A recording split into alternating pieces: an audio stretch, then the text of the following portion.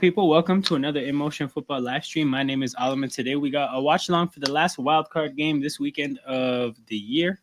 Final spot is going to be determined by the winner of Rams and Vikings, which is going to start with a 30-yard pass to Puka Nacua.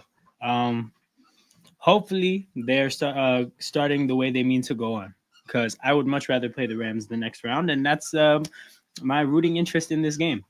I'm here to scout the next opponent and potentially be looking to familiarize myself with the next victim. But I'm going to drop the StreamYard link in the chat for anybody that wants to join. I see my guys are in here. General says, look at this guy. Here's the thing, bro. Here's the thing. You can't say, look at this guy, because as of now, you can't just refer to me as this guy. You got to refer to me as divisional round participant. You can maybe rephrase this and say, look at this divisional round participant, because that's really what I am.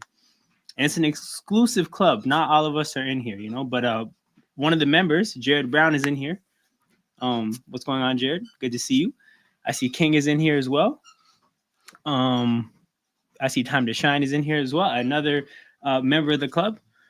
Yeah, I'm excited about this one. Time to Shine says this is going to be a classic. I think so too, man. I think the receivers are going to do a lot of work today. We got Cup, Puka, Jeddas, and Addison. Could have been us there. I like this reaction. But joining the stream, I got Jared. What's going on, Jared? Nothing much, you?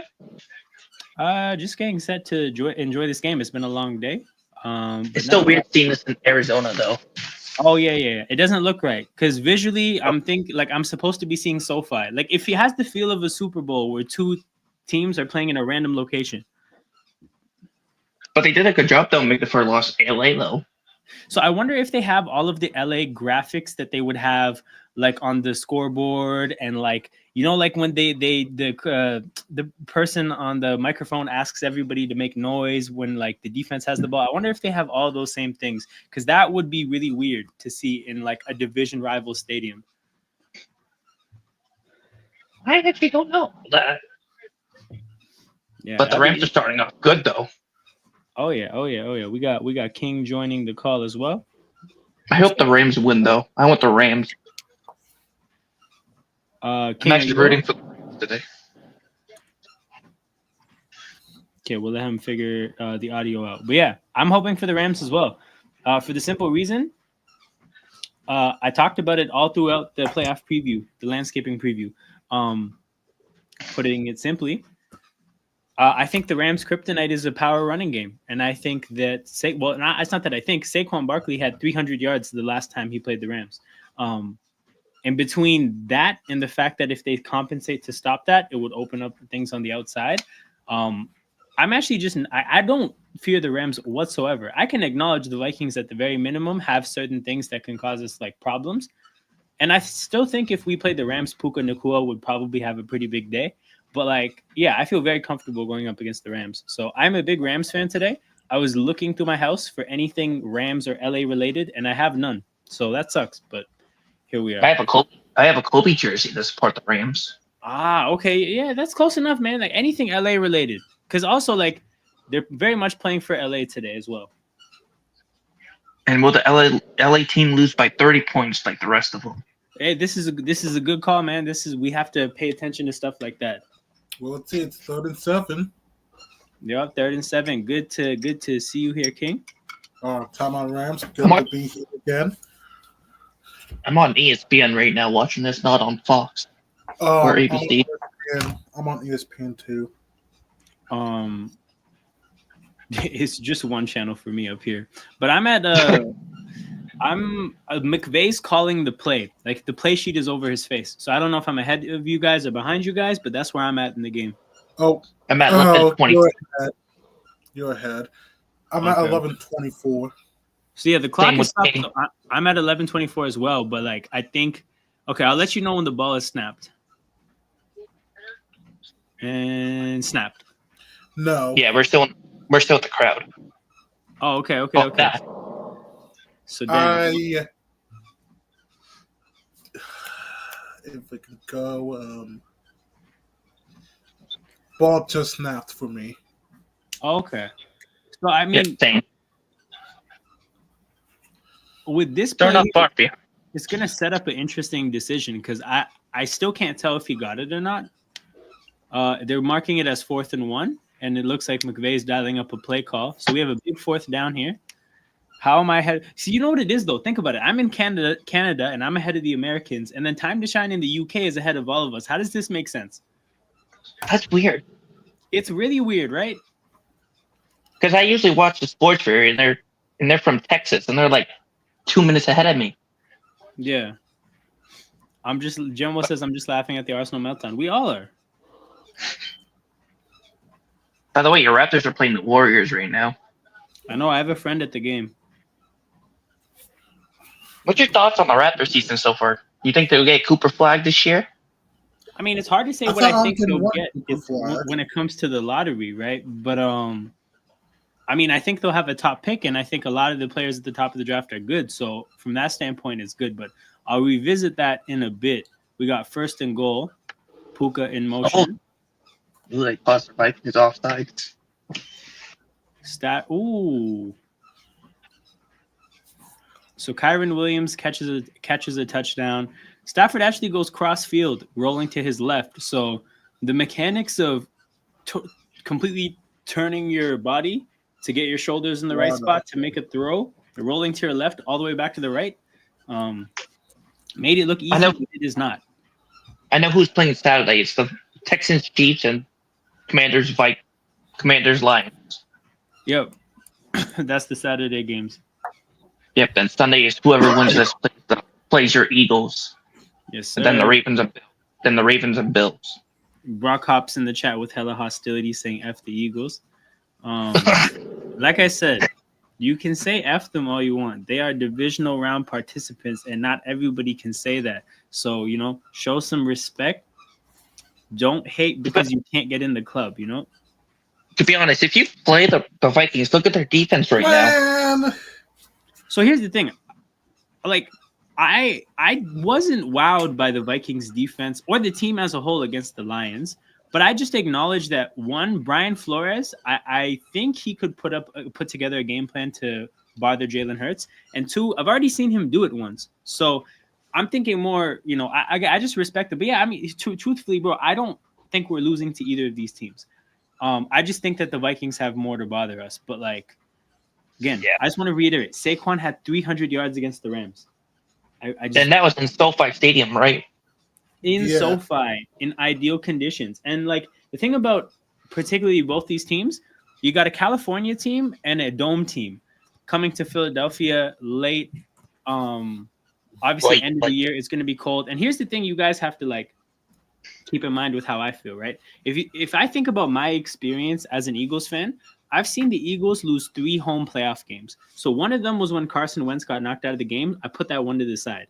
The other 2 times I've seen the Eagles lose at home was to Aaron Rodgers in his prime and to Drew Brees in their prime. So this is kind of like where I'm at mentally. Every other time I've seen the Eagles set foot on a football field at home in the playoffs, we get the W. So when I think about teams coming to play the Eagles in Philadelphia in that stadium when it's cold in front of that crowd, I'm very much in my mind do you have a Hall of Fame quarterback? Because if you don't have a Hall of Fame quarterback, I don't know if I can take you seriously. So when I think about Darnold coming into that stadium, I'm not particularly scared. I think about Stafford. I respect Stafford, and I've seen Stafford play pretty well against the Eagles throughout his career. But I mean, when I think about the Rams, it's more the fact that I don't think their run defense can stop us. That's where my confidence comes from. But it's gonna be fun to do some scouting. Big up, Joel.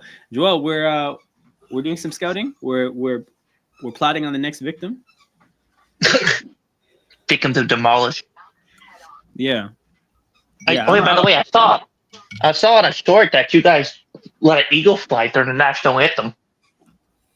Yeah, that's what they do. That's kind of cool. I think I might be an Eagles fan now because of that. Damn. It hit the core of your American heart. Yep. I always wanted to see an eagle IRL, but I can't. Oh, okay, that's interesting. So here's the thing. One, they let the eagle fly. throughout the stadium during the anthem. And apparently this eagle is not as dope as the last one. Apparently the last eagle was like, I don't know, he just had a bit more personality. Apparently this eagle is pretty dull. That's what I heard from Philadelphians. Can't say I've seen that for myself. But two, you say that, right? A couple weeks ago, my parents were telling me that there was an eagle that just like landed on a tree in our backyard and was just chilling there for like 2 minutes and then flew away.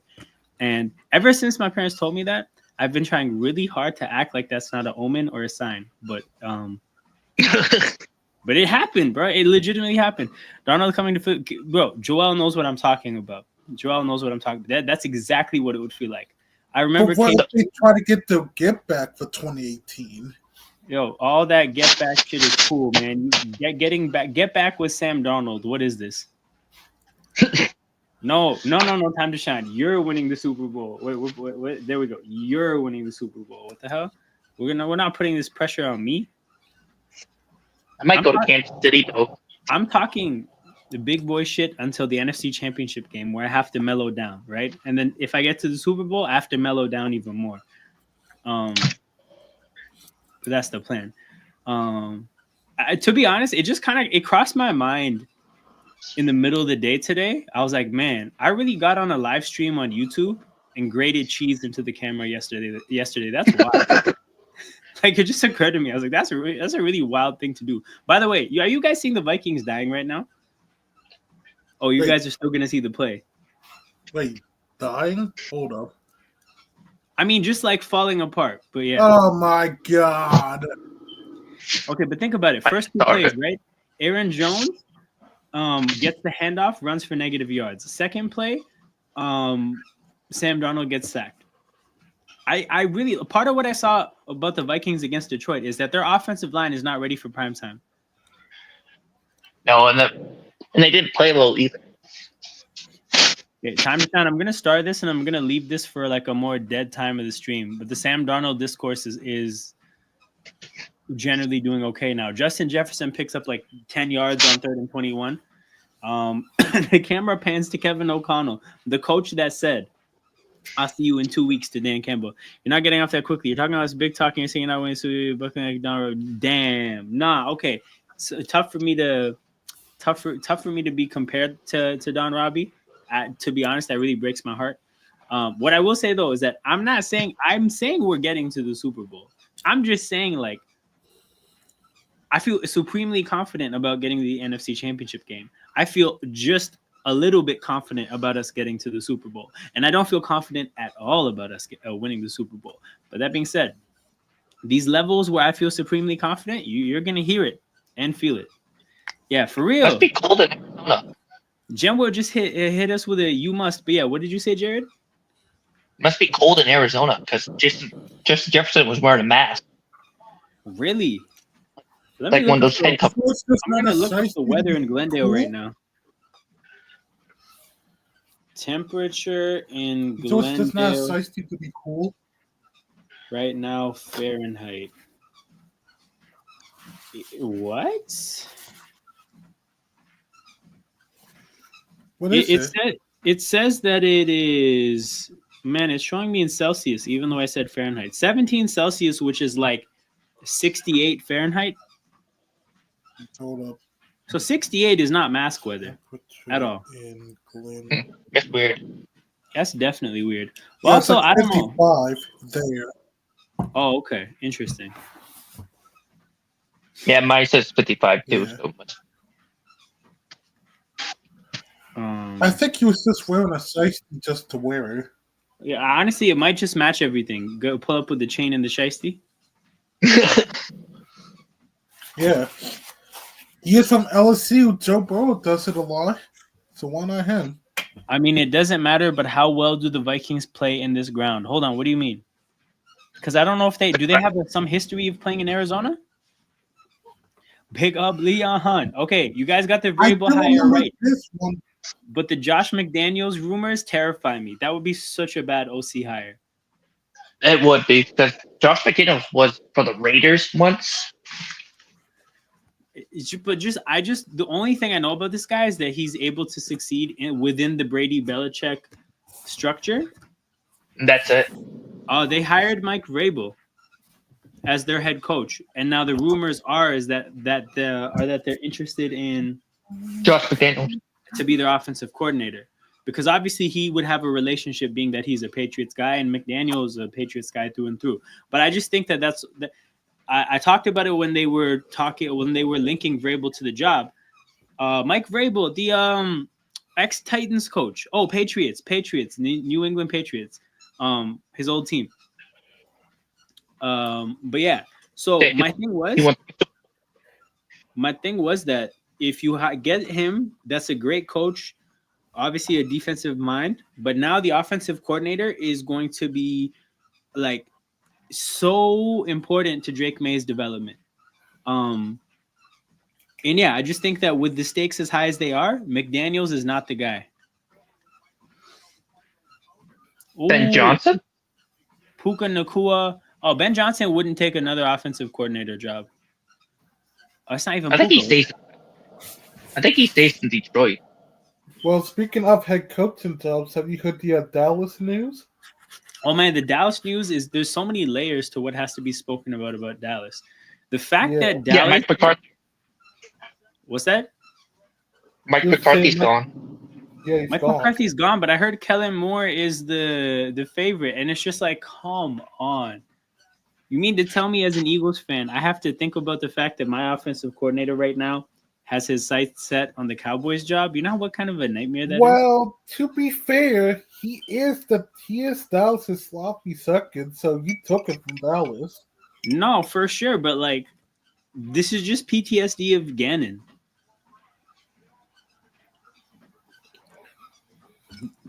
I think the Jaguars love McCarthy. What about May? So this is the thing. The what about May question is the main thing when it comes to this offensive coordinator hire. Because if it's a bad hire, then yeah, May is going to be impacted by it. But yeah, no, Stafford is definitely slinging. Like, you see the quarterback gap in this game, and it's massive. And even though he's still old. What was that, Jared? Even though he's still old, he still can throw it. For sure. And so the thing about the coaching cycle is, right, like, apparently there was a deadline today of if you're interested in teams that are still playing in their coaches, you had to get your words in with them before today. Otherwise, now they can't be spoken to until I think it's after the NFC Championship game. Like, there's a 2-week thing now where like you have to leave them alone unless their season ends. So the thing about the Cowboys too, and the issue with waiting this long to decide about McCarthy is you're basically at the back of the line for a bunch of coaches. Which is weird. I'm surprised he didn't extend Mike McCarthy. Hold on, Leon. I have a question. McDaniels, how many years was he the OC with Mac Jones? Was it just year one? McCarthy to the Jets? Wait, hold on. Are you throwing this out as a hypothetical to cook the Jets, or is this a serious rumor? Because, my goodness. I don't think he signed with anyone yet. Stafford started the game, by the way, guys. Stafford started 9 for 9, 104, and a touchdown. I don't know. The Bears are interested in him. The Jaguars. Of course, it's It's the bad teams. Of course, it's the bad teams that want him. Most pass yards per game in NFL postseason history. Matthew Stafford, Kurt Warner, Dan Potts. Wow. Yeah. Second. I remember Kurt Warner. Kyron, oh my God, Kyron runs through contact, fumbles. Puka is luckily right there to recover the fumble, and the Rams will pick up where they will resume the drive at the 20. But Kyron did a great job of running through contact. Sometimes when your mind's on contact, it's not on the ball. And Minnesota?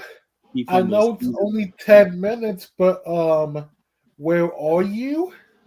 Valid question, King. Very valid question. I could say it's Sam Darnold.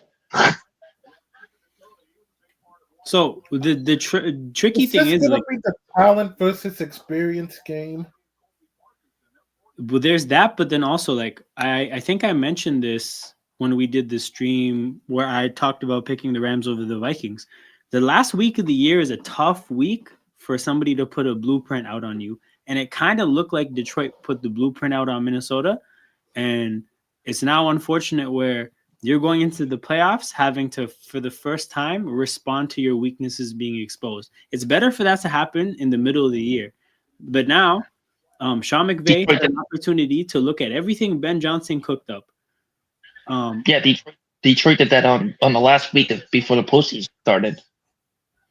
Yep. Defensively mainly. Because by the way, like Detroit's offense wasn't really clicking in that game either. They got it going towards the end of the game. But mainly I think the blueprint they put out was how to defend Minnesota. But again, Sean McVay can look at what the Lions did in the fourth quarter, cook up his idea of why that happened, and put together a game plan. So like for example, if you look at the Eagles, right? The Eagles got exposed weeks 1 to 4. Realistically, right? Mainly week 4 by the Bucs. It was good for that to happen early. For Minnesota, it's really shitty that it happened to them in week 18. And plus, you guys, after the bye week for you guys took off. What was that? After the week 5 bye, you guys just took off. Yeah, but that's the thing, is like that's just a part of the sport. Like everybody has weaknesses. It's good for your weaknesses to get exposed early so you get enough chances to rebound, to figure out your solutions to your weaknesses. And like, it's just more ideal.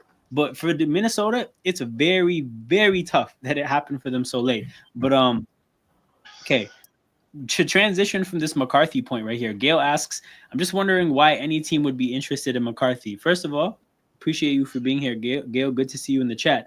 In terms of why any team would be interested in McCarthy, it's less to do with McCarthy and more to do with teams. Look at the teams that are interested in him. Bears. Mess. Jaguars. Jets, mess. Saints, kind of a mess as of late. So, I mean, these kind of bad franchises, sometimes they just look for stability. And the thing about McCarthy, you could say, his flaws are in the fact that he'll never be that great. But he's a solid coach because if you look at all his seasons in Green Bay, much more winning seasons than not. His years in Dallas, much more winning seasons than not. There's a whole lot of bad franchises that would take that as a step, right?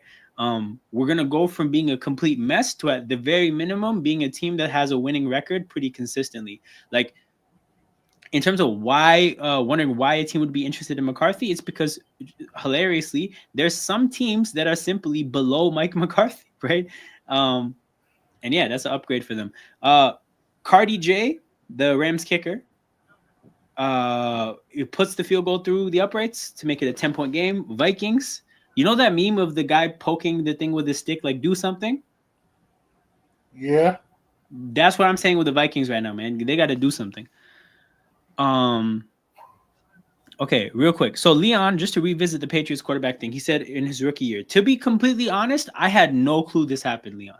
Absolutely no clue. And it's funny that you brought this up because I think during yesterday's stream, I talked about how strange it is that Mac Jones's best year of his career was his rookie year and just how uncommon it is for a player to peak in their rookie year. But maybe this offers a bit of an explanation because the quality level of coaching maybe was just so bad after this 1 year. But you know what? Maybe that, like, because what I was going to say is if he was the OC for multiple years, I would say, well, maybe you were good at strategically maximizing what Mac Jones was as a rookie, but you weren't able to develop him when the league adjusted to what he did in his rookie year.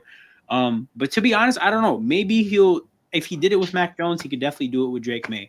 I don't know. I don't know. But yeah, this is interesting. I actually completely did not know that McDaniels spent time in New England after Brady. I find he did, but for 1 year. What was that, Jared? For 1 year, I think it was. Yeah. No, if he left after that, it definitely was just that 1 year. And he went to the Raiders, the head coach. I find it hilarious. The NFL, the hiring of coaches is the most out there thing. When you say out there, you mean random or out there like so publicized? Because yeah, like both apply. But I'm just curious because yeah, both apply. Rex Ryan. Yeah, so like, bro, the Jets going for Rex Ryan is literally them saying, hey, was Rex that great? No, but at least he had us in the playoffs consistently, and we have not experienced a 1/10 of that as of late. So let's go back to the guy that could at least get us to the playoffs. Like, I guess if you're actually, we have King here. It's a great example with King. Like, King is a Steelers fan whose standard is very high because the Steelers have won 6 Super Bowls. So naturally, their fans are going to have high standards. They're looking at a coach that's had them with winning seasons for 17 years in a row and saying this isn't good enough. And they're completely entitled to do so because, again, they're an organization that has experienced a lot of success, so they should uphold a certain standard. However, there's a bunch of shitty organizations that would happily take 17 years of winning seasons, right? Like, just a little bit of perspective. So, like, for example, if Tomlin were to get fired, a bunch of these teams will happily move mountains to get him to sign a contract because that's you still. wouldn't believe how many times I've heard how we're so ignorant and arrogant and so snobby for not enjoying what Tomlin's been doing because, oh, you can be worse. I'm sorry. At this point, I'd rather be awful than mid.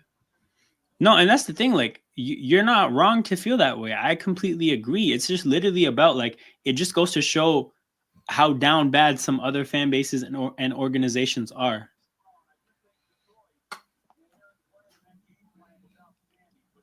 But yeah, first play of this drive, the Vikings get a run up the middle. So, I mean, this is literally what they spent the whole last drive never with less than 10 yards to go. So, hey, 2nd and 7 is progress.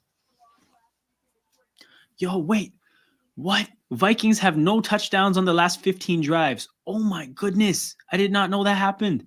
Last 15 tries? Where is Surfell? Yeah, I'm saying this they're gonna show the stat. Wow. Oh my god! Guys, how did that not get talked about? That's atrocious. That's your weaknesses getting exposed at the end of the year, man. Oh boy, that's bad.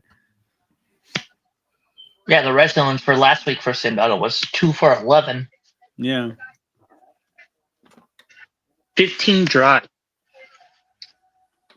Was that during the? That's the last 2 games. Yeah, that's 2 games. Yeah, that's like Detroit and the end of Green Bay. Oh, yeah, Detroit. Gail had the real answer. Gail had the real answer. No, it's true though, because he did say his last stream. Yeah. He was like, "Yeah, I'm dipping out to Ethiopia. I'll see you guys when I'm back." Man, and then this guy out there, where the hell is Surfell? Gail's like, as a matter of fact, he's in Ethiopia. That's right. He is. Did you catch that? He is in Ethiopia. Hold on, let me see. What time is it in Ethiopia right now? I hope he didn't wake up early to watch this. Time in Ethiopia right now. Oh my God, it's 4:45 a.m. It's 4:45 a.m. in Ethiopia right now. I pray to God Surfell is sleeping right now. Imagine waking up at 4:30 a.m. to watch this. But wait, what if they cook?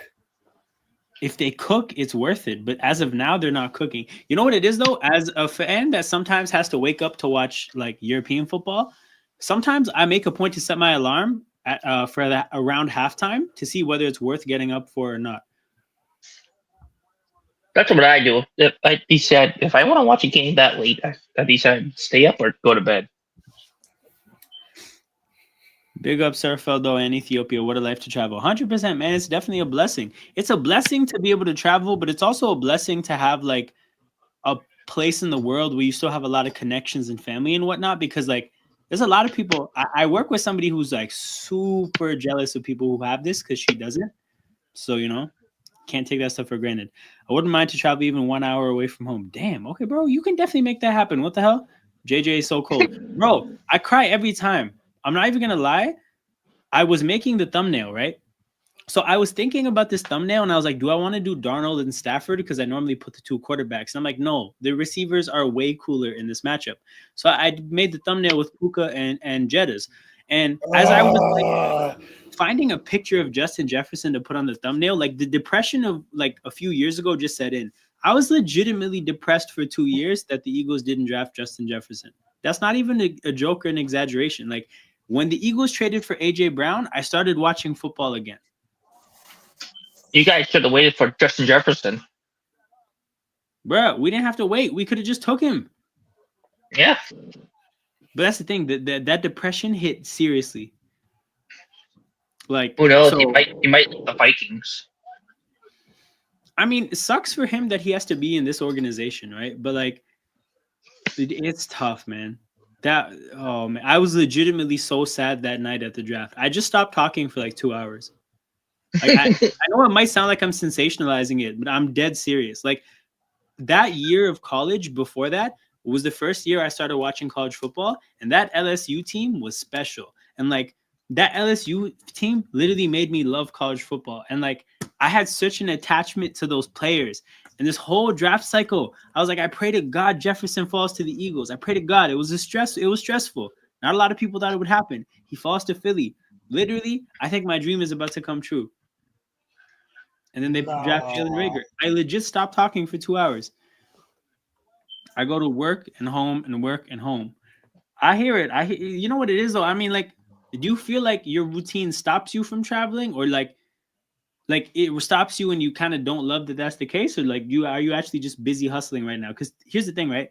I personally haven't traveled in a while recently, but truthfully, it's because like traveled as in like a real trip. Like I've gone to Philadelphia for an Eagles game, stuff like that, short little weekends here and there. But like I haven't traveled, but as of late. But that's because like I've been grinding, and like I'm actually happy to just be working hard right now because like I feel like I'm working towards things like I want to do. So I don't mind the fact that I'm not traveling, but like if you want to be doing things and your routine has you stuck, that can be a pretty tough place to be in. So hopefully, General, you get to figure out how to balance things if that is the case. But nah, man, it's a blessing.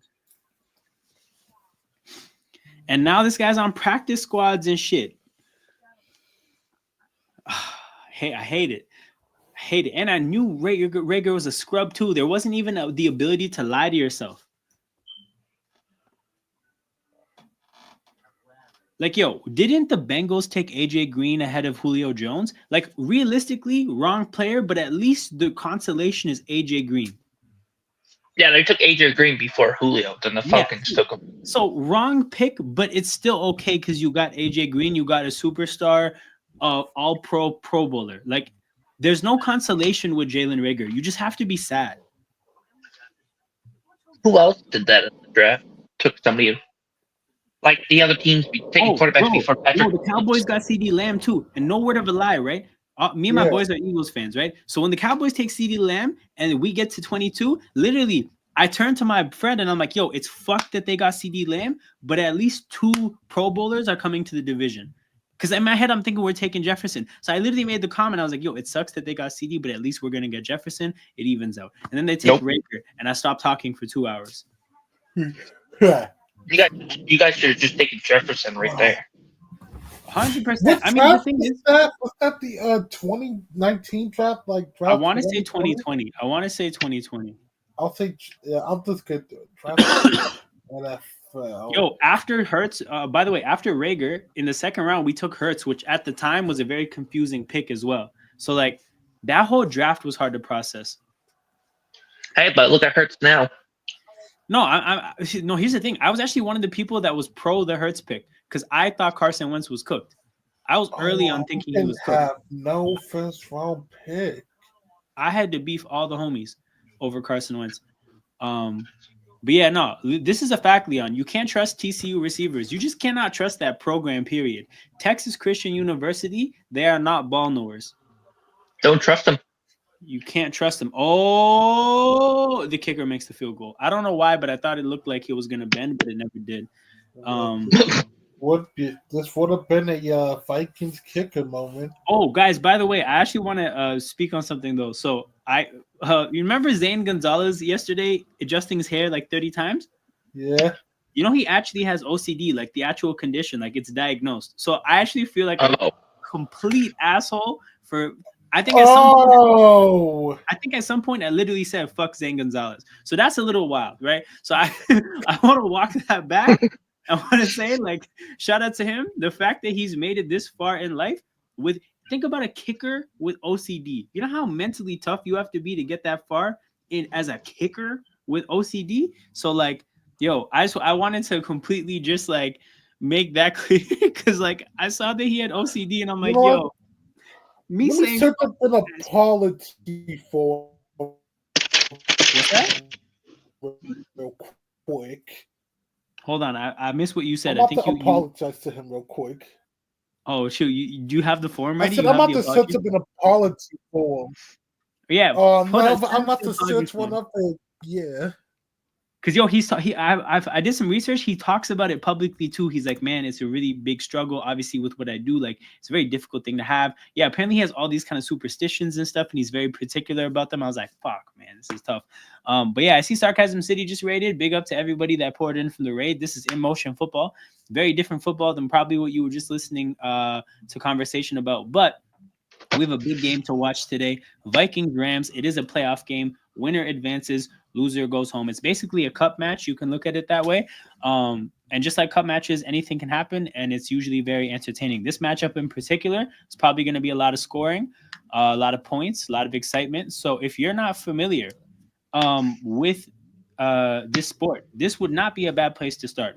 And if you love the sport, this would be an awesome place to hang out with other people that love the sport. Big up to DJ. I feel like this is the first time I've seen you in the chat. Good to see you here. DJ says, need to catch up on this score. Salute all. Catch up on the score. Now we got you. It's 10-3. Every drive has resulted in points in this game except the Vikings' first drive. So Rams started out with a touchdown, then Vikings 3 and out, then Rams field goal, then Vikings field goal. So and it's in Arizona, by the way. True. Because the wildfires in LA. Yep. A cup match where anything can happen. Just like Harvest, you're helping an absolute stinker. Yeah, sub to your channel yesterday when looking at the Eagles. Okay, say less, bro. Well, what team are you a fan of? Let it be let this be another Eagles fan, bro. We're gonna get a good little contingent of them going. TJ, I'm a Texans fan. Yeah, we have a good amount of amount of fan bases. Nah, we need as many Eagles fans as possible. But if he's a Commanders fan, then that's another fan base. Nah, I mean we'll see. Yeah, Brock is a Niners fan, / supreme hater. I feel like he's a hater more than he's a Niners fan. Like way more than he's a Niners fan. He probably hates his own Niners team right now, anyways. So. Yo, come on, DJ. Share the team, bro. Oh, he has a fucking Lions fan. DJ, okay, so there's 2 Lions fans now. Okay, say less. Yeah, there's 2 Lions fans now. I mean, Texas fan. See you in the NFC Championship game. Actually, I can't lie. Kevin O'Connor said something similar, and he's losing, so maybe that's not a great approach to things.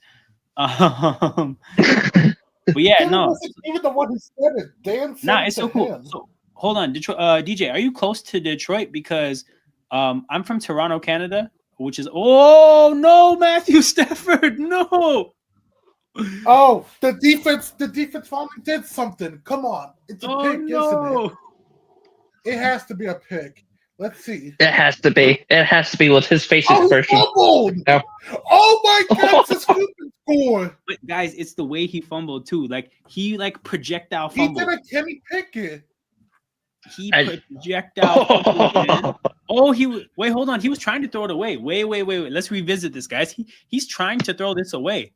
That's okay. Let that be intentional grounding. He's trying to he's trying to throw it away. Yeah. I don't know. I think this is going to be close. Yo, DJ, I made a lot of drives to Detroit growing up to go to Lions games because that's one of the few places I can go watch football. I've watched the Eagles play the Lions in Detroit 5 times. Yeah, it's please let them score. I'm very familiar. It's been 16 drives without them scoring a touchdown. I don't know if it's a staple for everybody, but I love Jets pizza. All right, it's a scoop. You should go to that steak place in Texas. Which place? There's a steak place in Texas that serves as 36-ounce steak and other sides. You have to eat it all, or you don't have to pay the bill. Hey, DJ knows. See, I've really spent time in Michigan for that reason, right? Because me and my dad would go there for the weekend.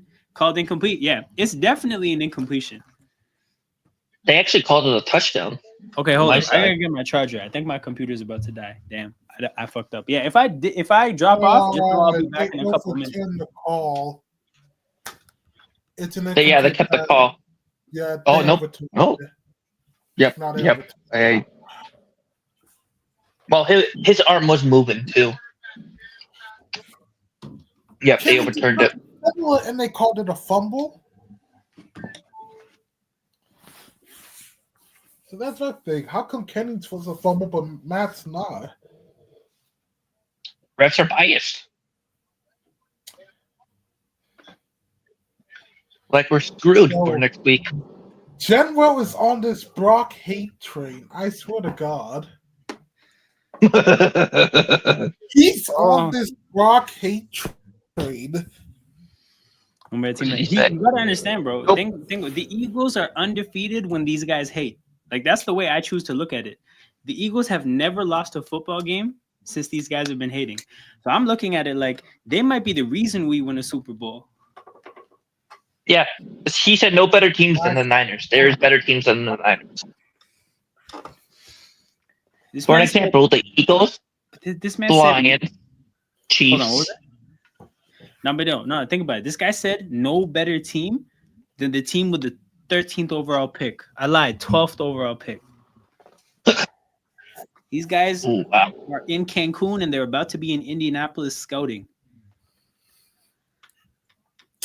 Because they have the Madden curse. Mahomes got the Mahomes had been on Madden twice and he didn't get no curse. Bro, I'm telling you, the Chiefs' black magic is so much stronger than the Madden curse. Yeah, true, Chief. I guess he did get the curse in Madden like 20 because he did lose the Super Bowl. You guys don't understand. When the Chiefs played the Niners last year, when Christian McCaffrey fumbled on that first drive, I was at a Super Bowl party. I looked at everybody. I said, guys, this game is over. And people start laughing. They think I'm joking. I'm like, you guys don't understand. You do not beat Kansas City like this. You just had a good drive, and it ends in field goal range with a fumble. You guys have lost already. Everybody's joking, right? But everybody thinks I'm joking. I'm dead serious. And whenever something like that would happen, like I remember one time, Mahomes threw a pick, and the Niners didn't get any points. I looked at everybody. I'm like, guys, this game is over.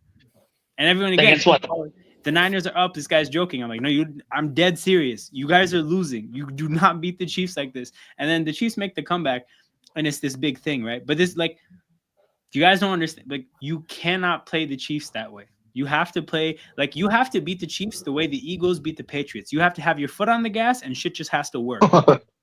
That's how you have to beat them. Jinwell says, let the laptop die like Eagles' chances versus Lions. Wow.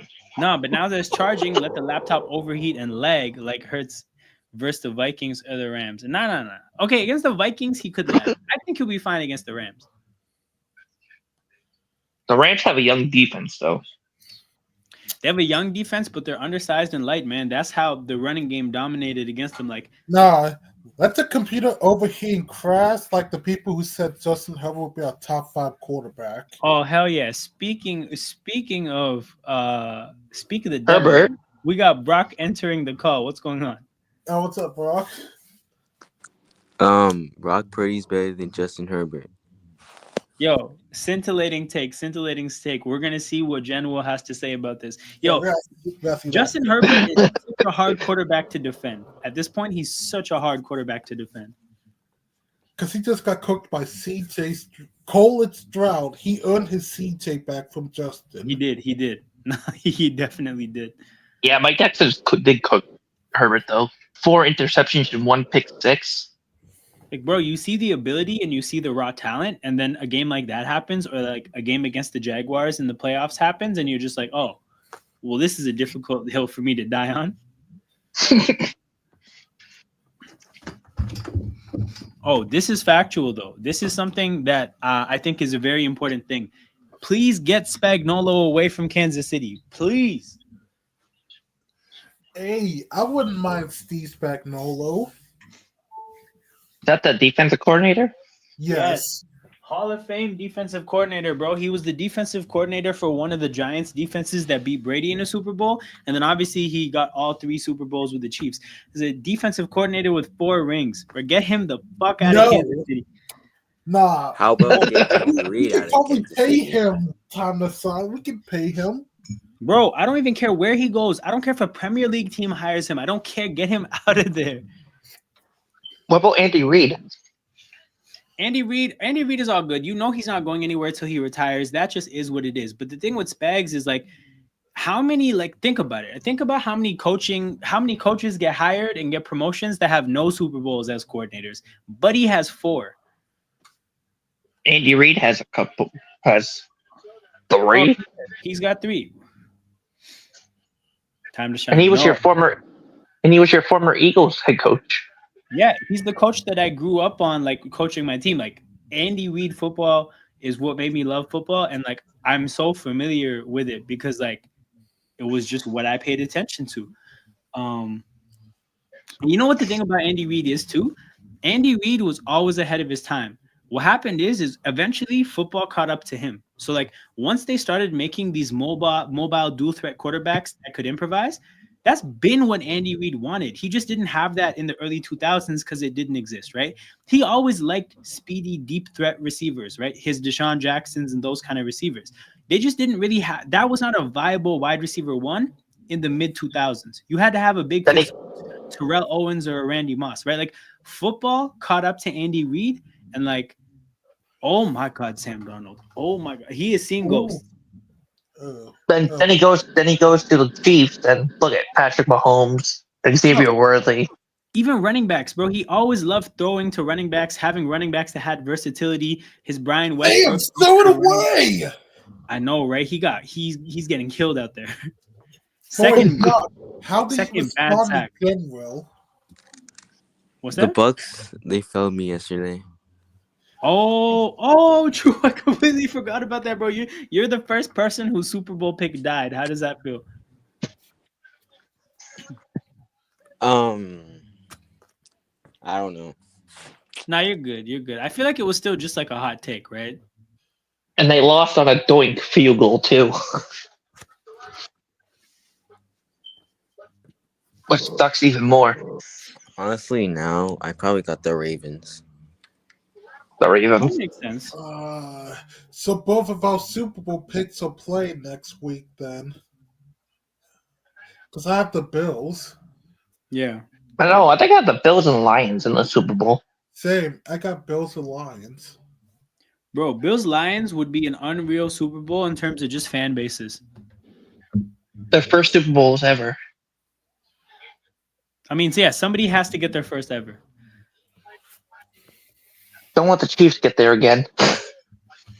Also, like, the thing is, when Buffalo gets to their next Super Bowl, there's going to be an unreasonable amount of pressure, right? Because, like, put it this way, Detroit gets to a Super Bowl, they've never been to one before. So it's like, hey, we're just happy to be here. And if you guys lose, we're still going to love you. Buffalo has lost 4 Super Bowls already, right? Like, Buffalo, I think, is number one of all the teams. Like, all the teams with no Super Bowls, they have the most losses. So, like, they have a nasty history. Like, I feel like those players are going to be under pressure if they make it to the Super Bowl. And they had, like, Jim Kelly on their team. Yeah, but they lost to damn near the whole NFC East. They lost to the entire NFC East, but the Eagles in the Super Bowl. That's nasty. Punter interference? Running. Oh, no way. That really happened? Yeah, he There's a ran flag. On 4th and 15.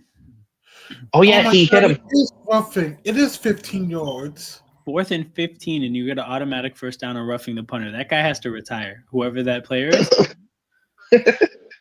It's number... Has 5 on the... It's Hummel. Yeah. That doesn't even sound like a football player, man. That sounds like a center back in the Bundesliga. What the fuck, man? Get him out of here. Yeah, he was one of the Vikings guards. And he hit one of them.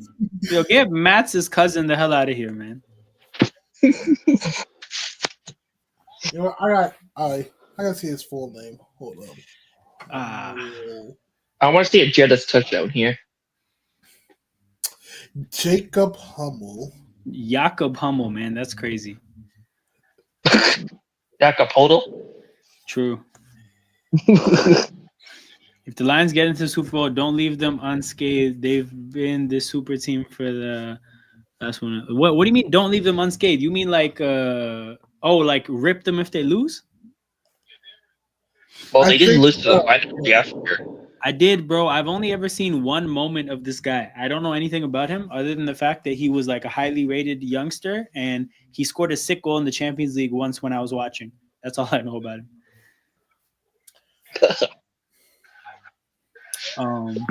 I mean, But yeah, what do you mean by unscathed? You mean like we should still be cooking them even if they lose? I think so. And here's the thing. I get it, but like 20 injuries is still 20 injuries for Detroit. That's my thing. Oh my god. Oh Uh-oh. my god. Uh-oh. Either the They have- Rams do something or don't get a deep pass. Come on. It's one of the two. And, oh my god, Sam. That's the guy that sacked him, by the way. Number 14, Pow drove this guy into the earth. Technically, this number 14 was supposed to be chilling on the bench. Then Sam. put him on the field, and then he picked him off. Addison? That wasn't even Jefferson. No, he threw it to Addison. Why would he do that and throw it to Jevis? Yo, Sam Darnold is out here losing money by the minute. If I'm him, I'm getting a hamstring injury right now. Like I'm stretching bad on purpose because we need to preserve the bag at this point. And everybody called him MVP early in the season. So, if I'm Sam Darnold, I'm stretching weirdly, pulling a hamstring. I'm going to Daniel Jones, and I'm be like, "Yo, go make some bread, brother," and that's it. No, if I'm Sam Darnold's agent, I would be crashing out looking at it like Drewski. I'd be tossing my glass, be like, "Shit, man! Yo, if I'm The Sam bag's Darnold's gone." agent, 100%, man. I'm making a donation to charity right now. We need some positive PR in the face of what's happening. Vikings, LA don't make me shirt that they're crash wearing? out. Don't make me crash out. Yo, Brock is ready. Brock is so ready. I don't Did you see want the the shirt Rams the win. Rams are wearing? Oh yeah, true. This is a hate watch for you. You're looking to hate the Rams. Yes, Yeah. this is his Yeah, he's a Niners fan. He's a Niners fan. Wait, Sam Darnold's PED is expired. do you know Yeah, what this is? I Eagles, appreciate you Rams for keeping score, Gail. I appreciate you for keeping score. This looks like the New York Jets, Sam Darnold. I realize that the Rams, Yeah. if the Rams win this, Eagles Rams is going to be Brock's ultimate hate watch. Oh, facts, bro. You don't know who to hate. Wait, Brock. Okay, who are you going for if those two teams match up? He left. Oh my God, he left. He's not here anymore.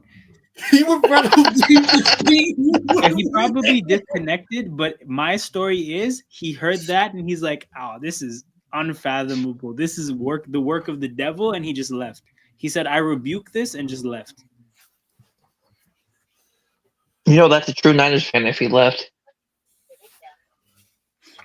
Yeah, here's the thing. I mean, I appreciate Gail saying it. I wouldn't have said it, but yeah, no. Sam Darnold's downfall is widely forecasted. Lots of weathermen out here were calling for it. Plus, this looks like the New York Jets, Sam Darnold, too. Oh my God, I loved whichever producer was saying like, "Yo, let's show all the angles." Oh my God, he broke his. Yo, he did it. He did it. He got hurt. I think he slammed his hand right into a helmet on the end of that throw. That's the bag preserving injury. Offensive holding is gonna probably bring this Kyron play back. Oh, Yeah, that's the injury. I was talking about pulling a hamstring on purpose. God did it for him. God said, "Whoa there, slow your roll, Buckaroo. I'm gonna sit you down and make sure you don't lose too much money today."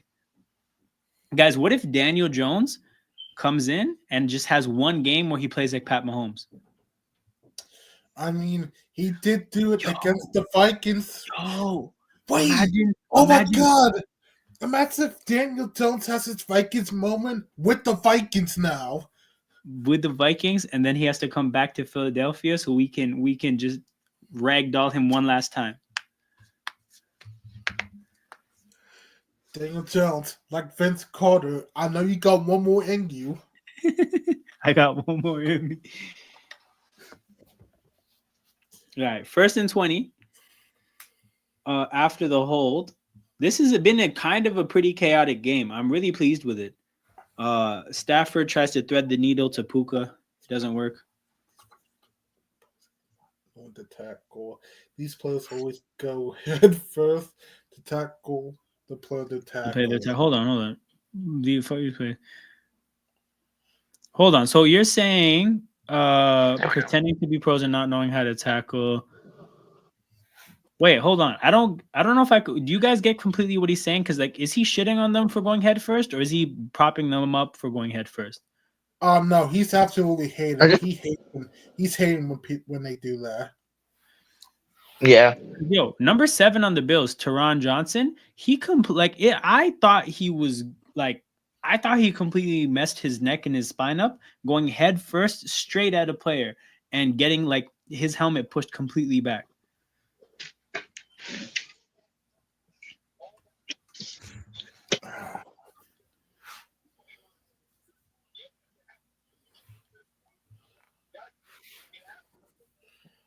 Puka Nakua. Yo, 3rd and 15. Kyron gets some easy yards. As many former Deion Sanders, who has talked to Jones regularly the last few decades, has some interest in the Dallas job. Wait. If that don't buy happens, I might have to owe my Gramps an apology because he did say this like in the mid-season. He said Prime might want to go to Dallas. Yo, here's the thing. I don't know what source this is coming from. I kind of don't buy it. Jerry Jones is ruining the Cowboys. But I feel like Deion Sanders has firsthand and expert understanding of how bad it is to work with Jerry Jones. Like, people are playing up the relationship like it would make him want the job. I think the relation. Whoa, it's from rap. Never mind. I take it all back. Yo, Adam Schefter just dropped it as well. Oh my God! Really? Oh my God! This is basically a Rhodes bomb. Deion to Dallas. I do not know what they're trying to do. I'll be honest. Do you guys know the thing about the internet kind of highlighting that LeBron isn't amazing? Not an amazing, but he lies a lot, and like it's just funny how often he lies. Yeah. I want to present Deion Sanders as one of the greatest liars ever. Because here's the thing, right? When he went to Jackson State, heavy amount of like focus on like, man, I want to build this program up. I really love this place. This is important to me, right? Whatever. And he ended up leaving for Colorado. Colorado, same sales pitch of like, this shit means a lot to me. I would never go to the pros. If he goes to the Cowboys, shit was a lie too. But however, those are professional lies. People lie to get jobs, to then get other jobs all the time. That is more or less life.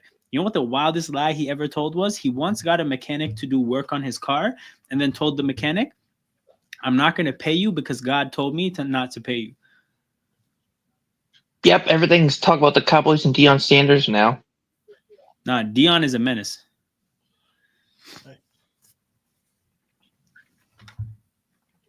I have no idea how it did get blocked. Why go to Deion?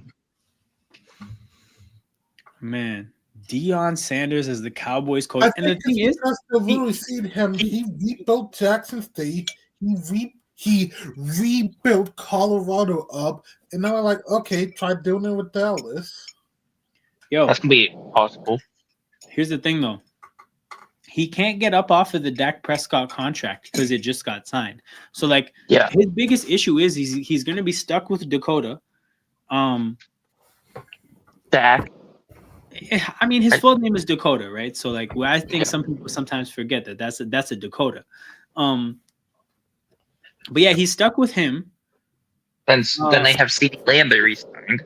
But here's the thing: they're gonna have minimal cap space because they're about to sign. Gonna have to pay CD or Micah. They're about to sign a bunch of market-setting deals. Like CeeDee Lamb, well, he got paid already, right? Yeah, he already got paid. Okay, so he's a market-setting deal. So Micah's gonna leave. No, Micah's gonna be another market-setting deal. They're not gonna have much room to invest around those players. I thought you couldn't pay all three of them. I thought one of them had to leave. Yo, Deion is about to make it like Dallas is gonna play like 15 primetime games next year. All right, Brock is back. Yeah, CD Lamb signed a 4-year, $136,000 deal with the Cowboys. How Yeah. did that punt not get blocked? It's a valid question, bro. That guy actually completely sold. Yeah, a lot. It's a 4-year deal, $136 million deal that he signed. Now, Okay.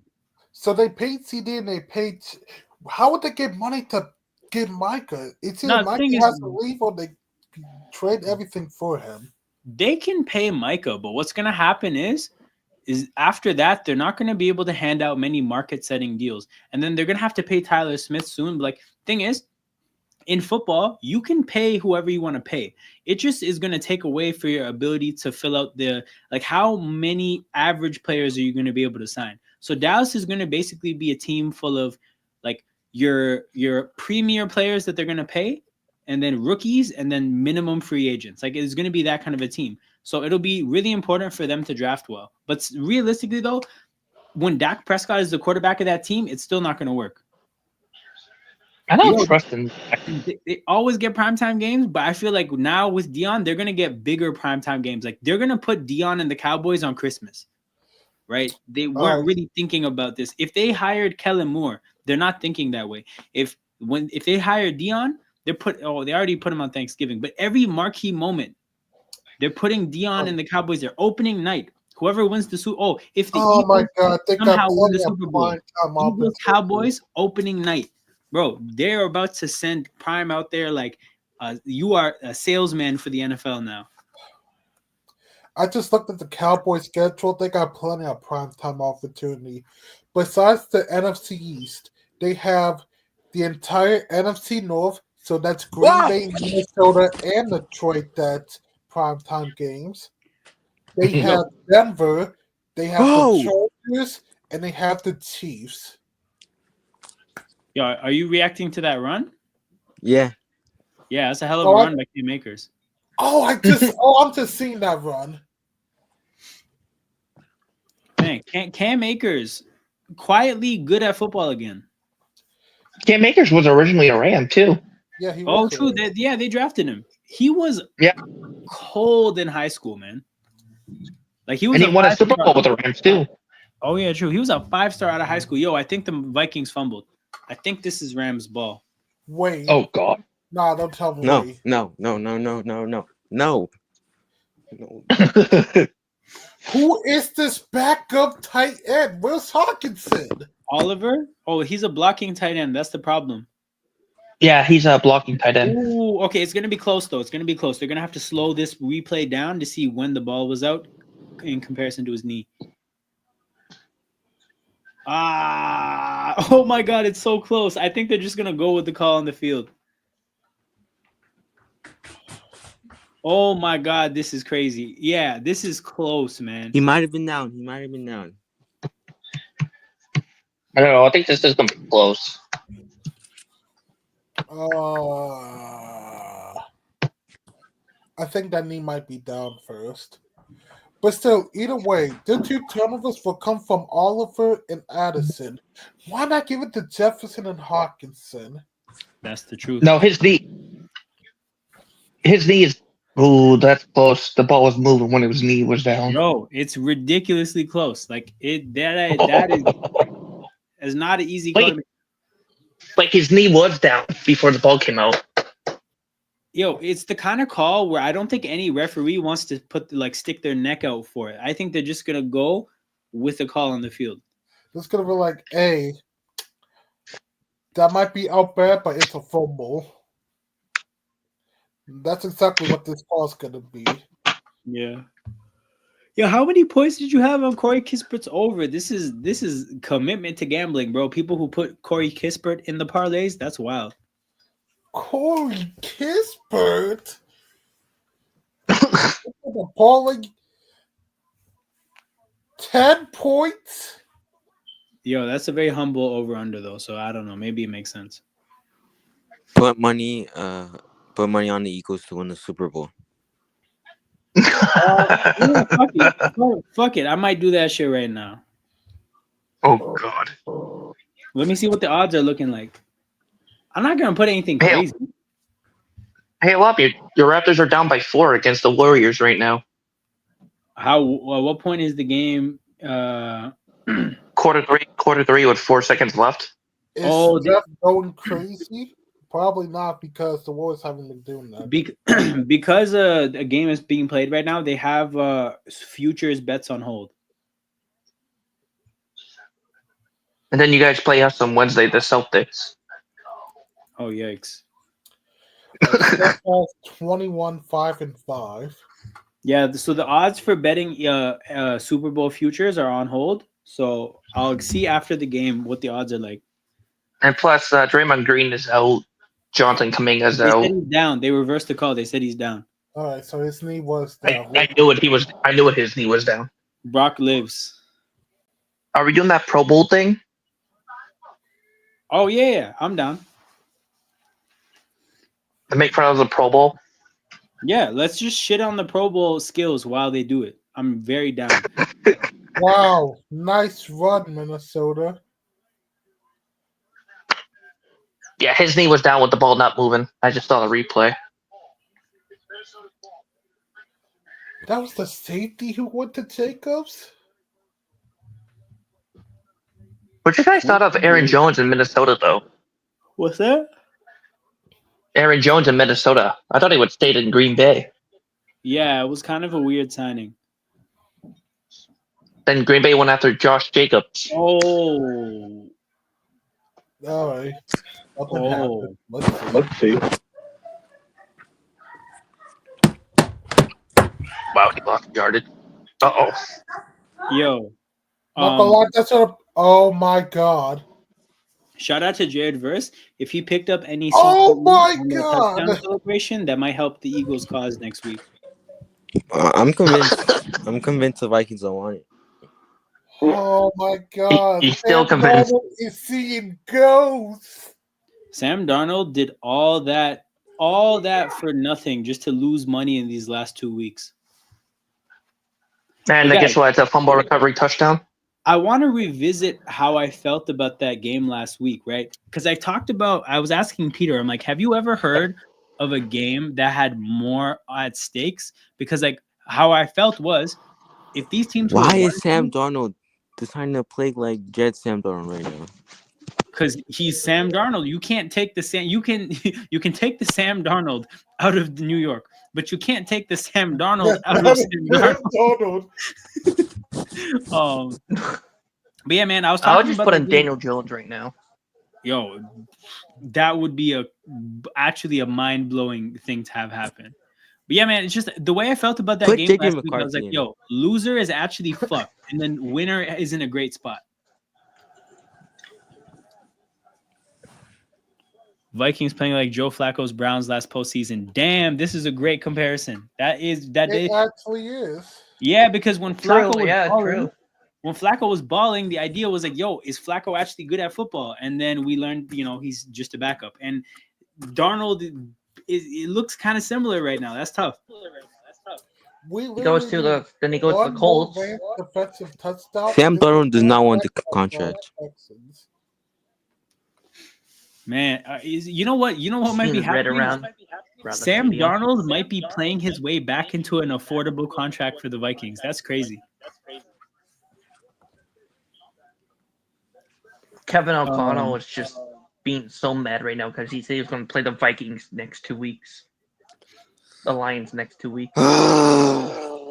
It wasn't even Kevin who said it. Dan said it to Kevin. Yo, I'm hearing some feedback in the background of somebody. Like, I hear the stream. Does somebody have the stream playing? I don't. So hold on. Am I the only one that hears that? No, I hear it too. I just don't have it. Damn. Okay, hold on. Wait. So Brock is muted. So what about now? Hold on. So I muted everybody, and now it's gone. Wait, that's crazy. Okay, hold on. Let me unmute Brock. Okay. Oh, okay. Wait. Let me unmute King. Is the echo back? No. Okay, so King is solid. Let me unmute Jared. What? Oh, Jared has to unmute himself. But yeah, no, King, you're good. I just unmuted you, so it's not you. I was like, if it was me, then I don't know what's happening. Wait. Okay, no, it's Jared because Jared just unmuted and is back. Yeah, it's my Wi-Fi. Really? Yeah. Wait, I just muted him again. King, speak. Yo, Jared, what the hell, man? what? And that right. Wi-Fi must be bad. We'll figure it out. But just to revisit this, chose not to sign Jones. You know what I think that was? I think LaFleur. Oh my God, poor Sam Darnold, man. Poor Sack? Sam Darnold. It's gotta Okay. be a stack. I think LaFleur just wanted to get everything from the last regime out of there. He just wanted to get everything to do with Rodgers and all those other guys. He just wanted to get them out of there. Away! Oh my God! Just throw it away, Sam. Yo, this is hilarious. The ending of here, but hey, that's me. I'm on crack is hilarious. I'm gonna steal this and add this to the end of every point that I make that I don't actually believe. But yeah, for real, release the ball, man. Darnold is out here getting fried. 3rd and 14, and he to be fair, good throw to Jettas in between two defenders. And I think a lot of quarterbacks that are struggling like him wouldn't even have the confidence to attempt that kind of throw. But I mean, shit. He has a lot of work to do to make up for all the nonsense. Literally. Sam just has How about now? Can you hear the echo now? Really? Hold on, let me see. Yeah, no, it's fixed. No more echo. Awesome. Thank you, Jared, for whatever you did. It's because I didn't have my headphones plugged in because they died, so it was my TV. Oh, okay, perfect. So I let my headphones charge a little bit, so there we go. Awesome. Sam just has to accept the meme of being like, screw it, Jake Jettis down or somewhere. He has to accept that. Yeah, for sure, man. He has to just at this point, I mean, you're down 2 scores. You have less and less to lose as the minutes go by. Just let it loose. The Lions did something to those Vikings. Oh man, they put a crazy blueprint out there. The Vikings got hit with a crazy Rico case by Detroit.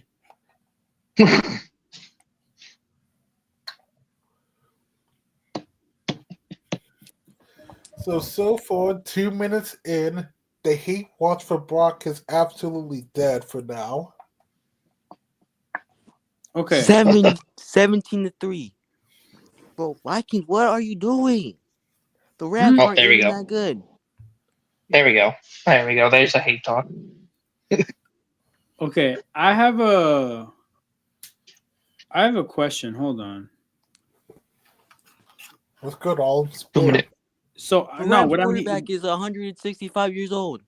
I'm seeing some NFL sources talking about how this Dion to Dallas thing is probably just leverage from Dion to get a bigger contract for Colorado. But I don't know, man. It seems too widespread. Rappaport and Schefter dropping the bomb at the same time. That's. No, his son is heading to the NFL though. So Wake up, Minnesota! Wake up! But you know what it is, bro? He did he's not going to Dallas. no, he's going to go wherever his son goes.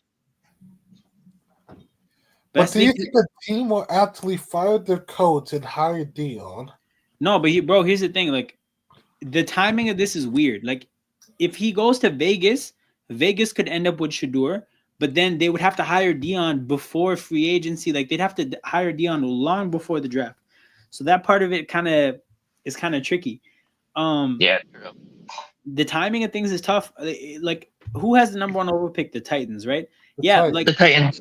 We're in a weird spot where number 1 overall, number 2 overall, number 3 overall, neither of them have new coaches. So you can't just go take one of those jobs and draft your son. Number 4 overall already has a quarterback. Number 5 overall already has a quarterback.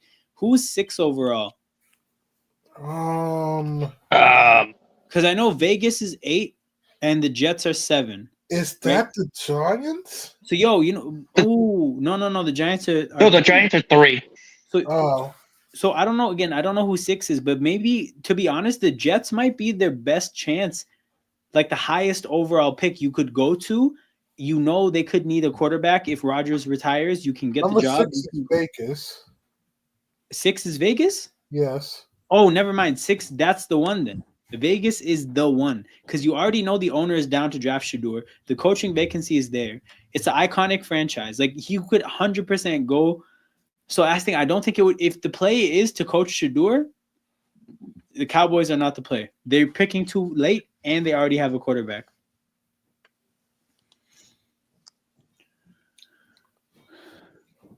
Let's check Like, out do you that think for the your Raiders overhaul to try and get Shador? What's that? You think I'm the praying Raiders for will this Minnesota overhaul Vikings pick to comeback. get Shador? I don't think they have to. I think they could. There's a chance. Okay, you know what? That's hard for me to say. Yeah, they might have to trade from 6 to 2, but I don't think 6 to 2 would be like a 3 first-round pick trade. Probably just 1 and change. dang Scotty Barnes, 23 points so far. He's cooking, damn. Grady Dick with 12 points. RJ Barrett with 13 points.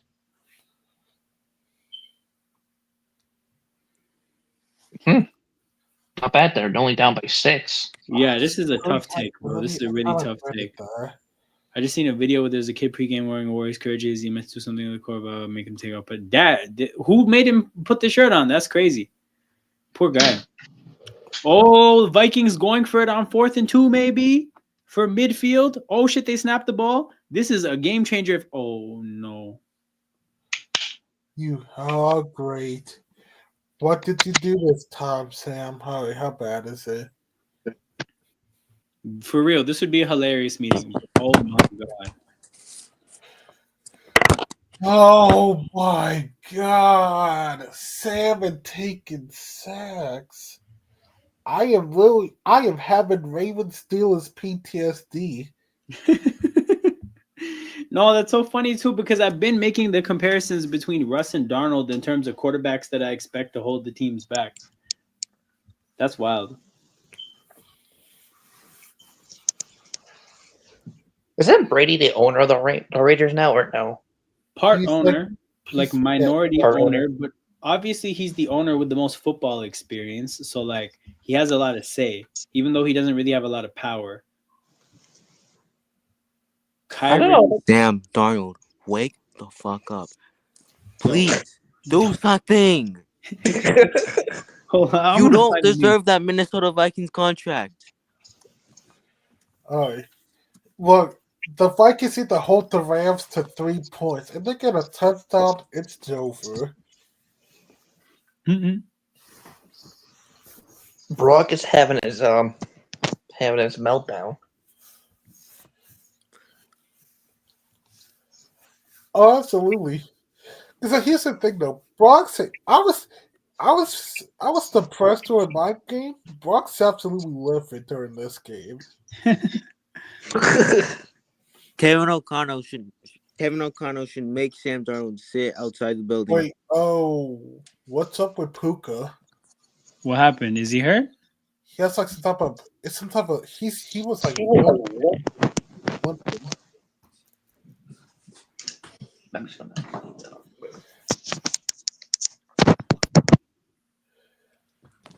If Puka's gone, that should help the Vikings. Don't want him to be gone. I'm not happy that he's injured, but that should help Minnesota. Well, they still have Cup though, Cooper Cup. Yeah, but we know what happens when the Rams lose their 2 receivers or one of them. They were bad. Yeah, true.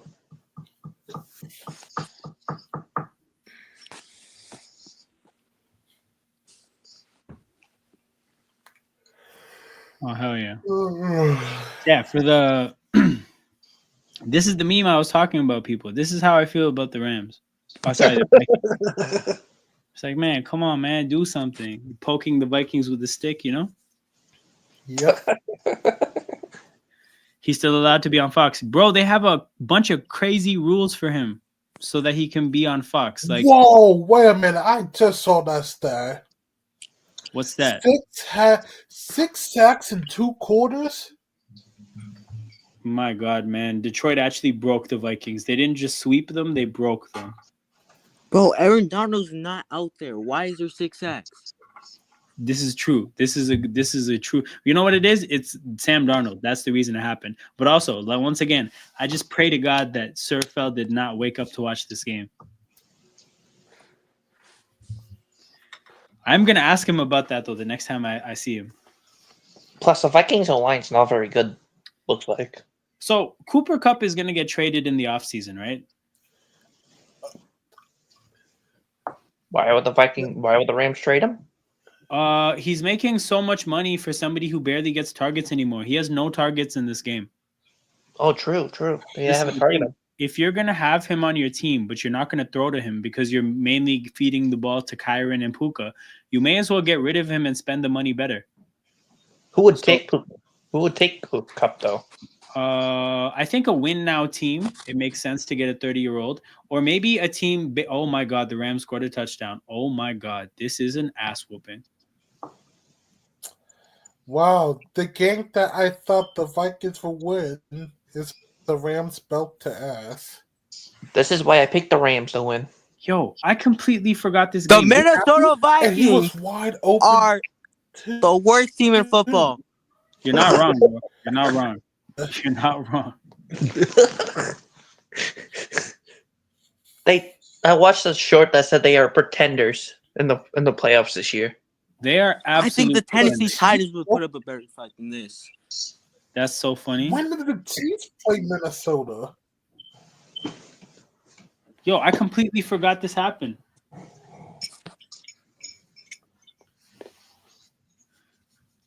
Wow. When was this? Like, I know this happened last year, but I don't think they played this year. Yo, it must have been in Minnesota. Hang on, let me look it up. It was in Minnesota. It was October 8th, 2023. Final 27-20. Wow. I completely blocked that out of my memory, I guess.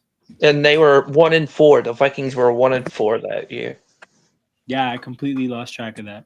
Put J.J. McCarthy in. I am not looking forward. I am not looking forward to next week. Nah, man. Telling the team to put the injured quarterback in is hilarious. I was just putting Daniel Jones. Actually, though, like, at what point do you say that 6 sacks is just too many? But what would Daniel Jones do? Give the Giants a good laugh? This man said, damn, Rams tap in that ass is crazy. It's true, though. It's true. So the 2023 Vikings had Kirk Cousins, Cam Akers, Jordan Adams, Not the TJ season Hawkinson, that he tore his Achilles? KJ Osborne. I have a question, guys. Is there any team that goes out sadder than Minnesota? Like, I feel like the Vikings, they have some Phoenix Suns shit going on where, like, you don't just go out of the playoffs, you go out in spectacular fashion. Think about it. The Vikings are the Chargers of the NFC. Yo, that's a fire comparison because, like, the way they got clapped in Philadelphia, the way they lost to Daniel Jones, right? They don't just lose; they do some memorable shit that stays with you forever. What's stronger, the Chargers charging or the Vikings Vikinging? Vikinging is hilarious. Schooling. Yeah, yo, very sad endings for this team, man. Sam Darnold. This is why Purdy got the starting job over you. That's hilarious slander, bro. Like, because I don't think anybody was calling for Darnold over Purdy. Well, Purdy did get them to the Super Bowl, though. But you know what it is, though? One day, a book has to be written. Was it Purdy or was it the team? But, bro, somebody has to write a book one day about the amount of quarterbacks that It was McVay and Purdy. Shanahan You got see him paid. coming. He came back from down 17. True. But did he also not have a super team around him? You know what? I kind of want to start this out. I'm gonna say this: Purdy is a super team merchant. Ooh. What? Ooh. His last 2 games, he threw for 300 plus yards. Wow, with George Kittle, Debo Samuel, Debo Samuel's Christian washed. McCaffrey. Christian McCaffrey is injured right now. Proud Brandon Shamrock Ayuk. moment. Brandon Ayuk is injured right now. Ricky Parcell, the one that got shot. Ricky, to be fair, I give Ricky. His last 2 games have looked better, but besides that, he didn't really do anything when he came back. True. I just need help on the offense and defense.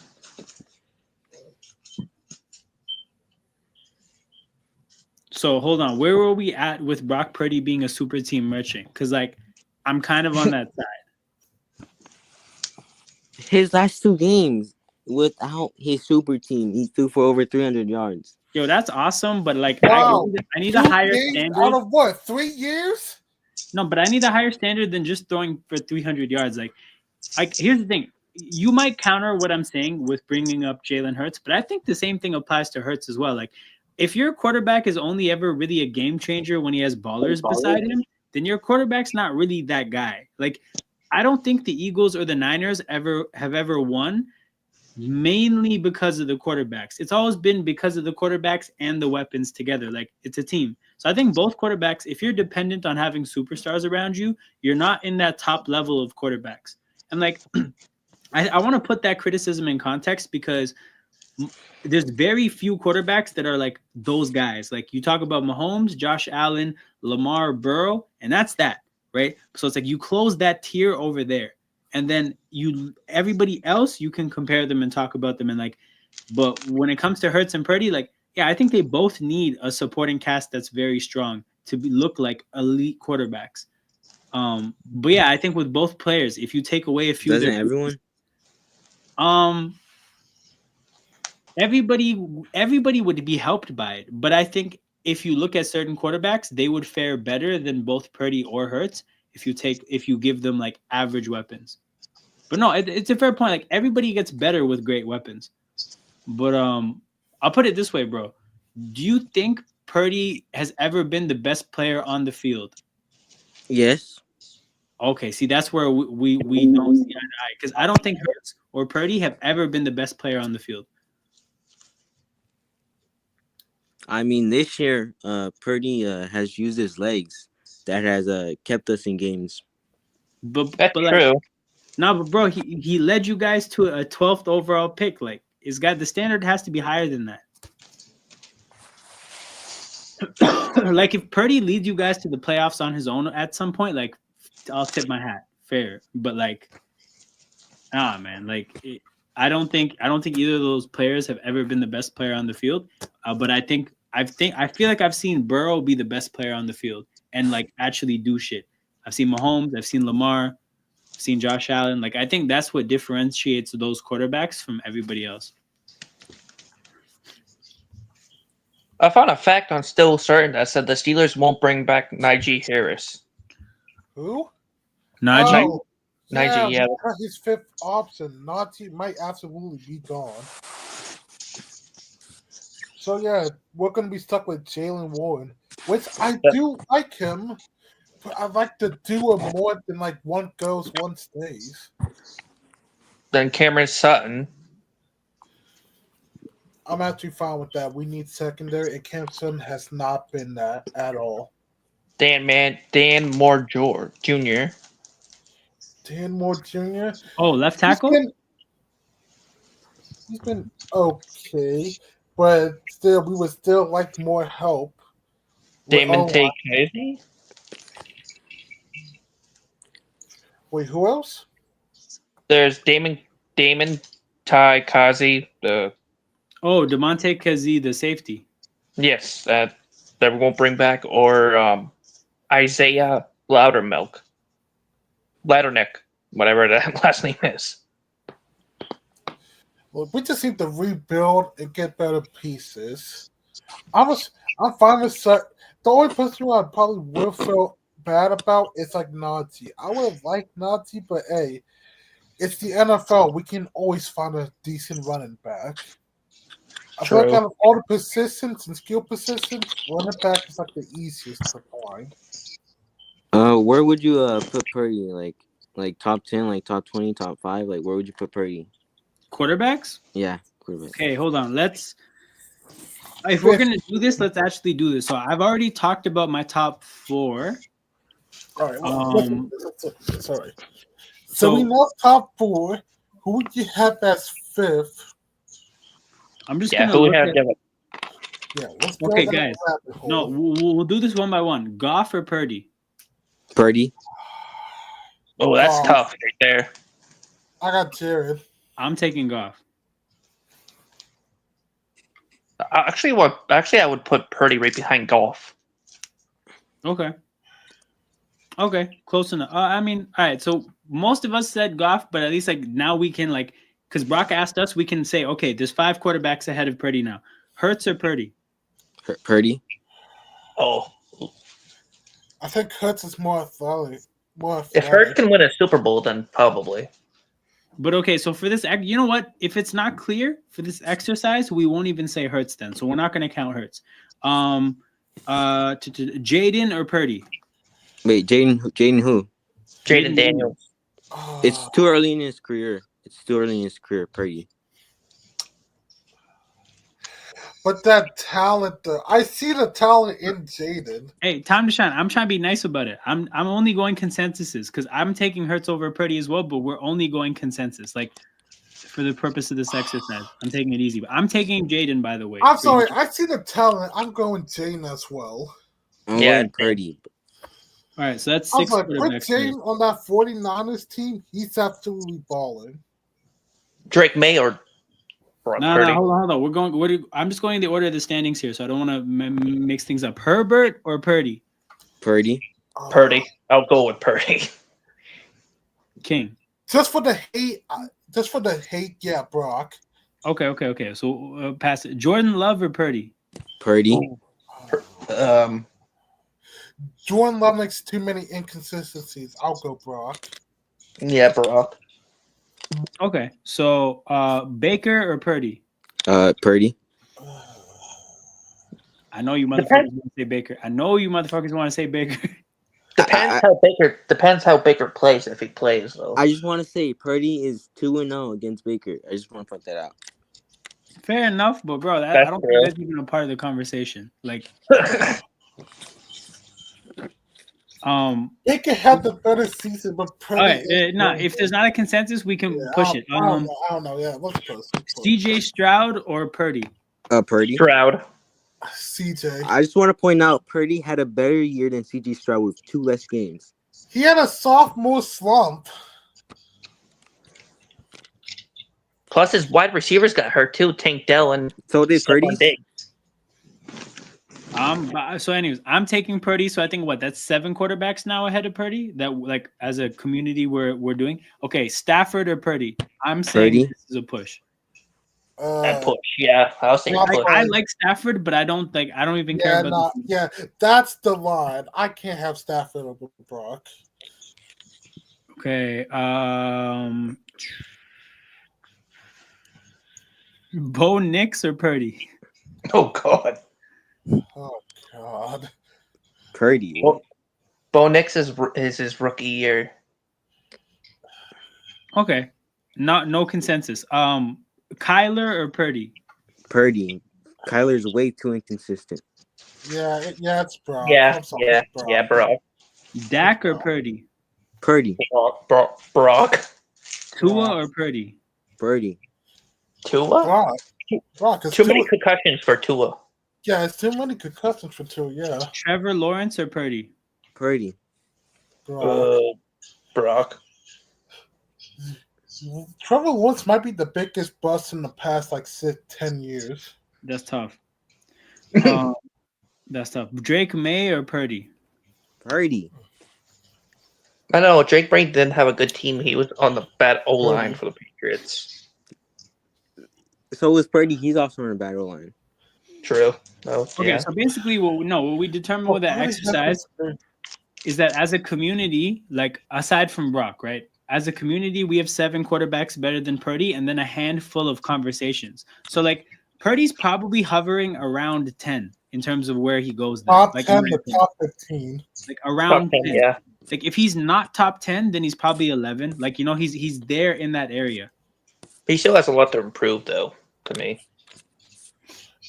But you know what it is, bro? Like, here's the thing. I remember what it was like when Garoppolo was first in this offense, right? Like, this offense is a good scheme. It's Shanahan's he's good at what he does, right? He has so many sons in the game for a reason, right?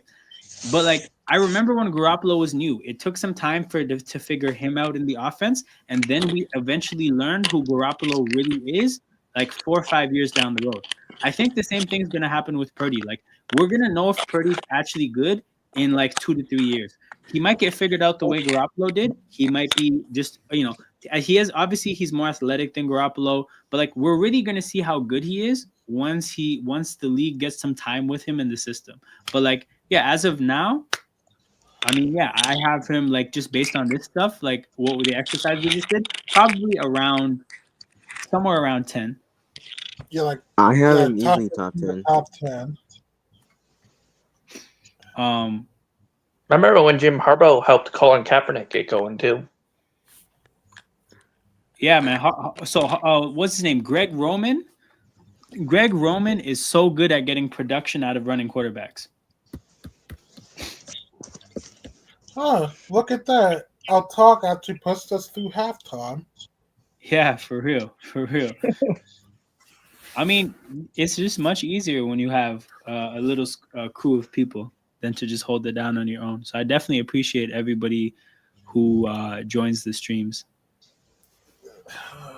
There's nothing else to do at nighttime, so Facts. Just having some popcorn, watching football. I think Brock's easily top 10. Who? Brock. Oh yeah. Nah, you said that already, bro. I hear it. I believe you. Whoa. I'm still debating what's the best tight end of all time. I think it's Kelsey. Kelsey over Gronk?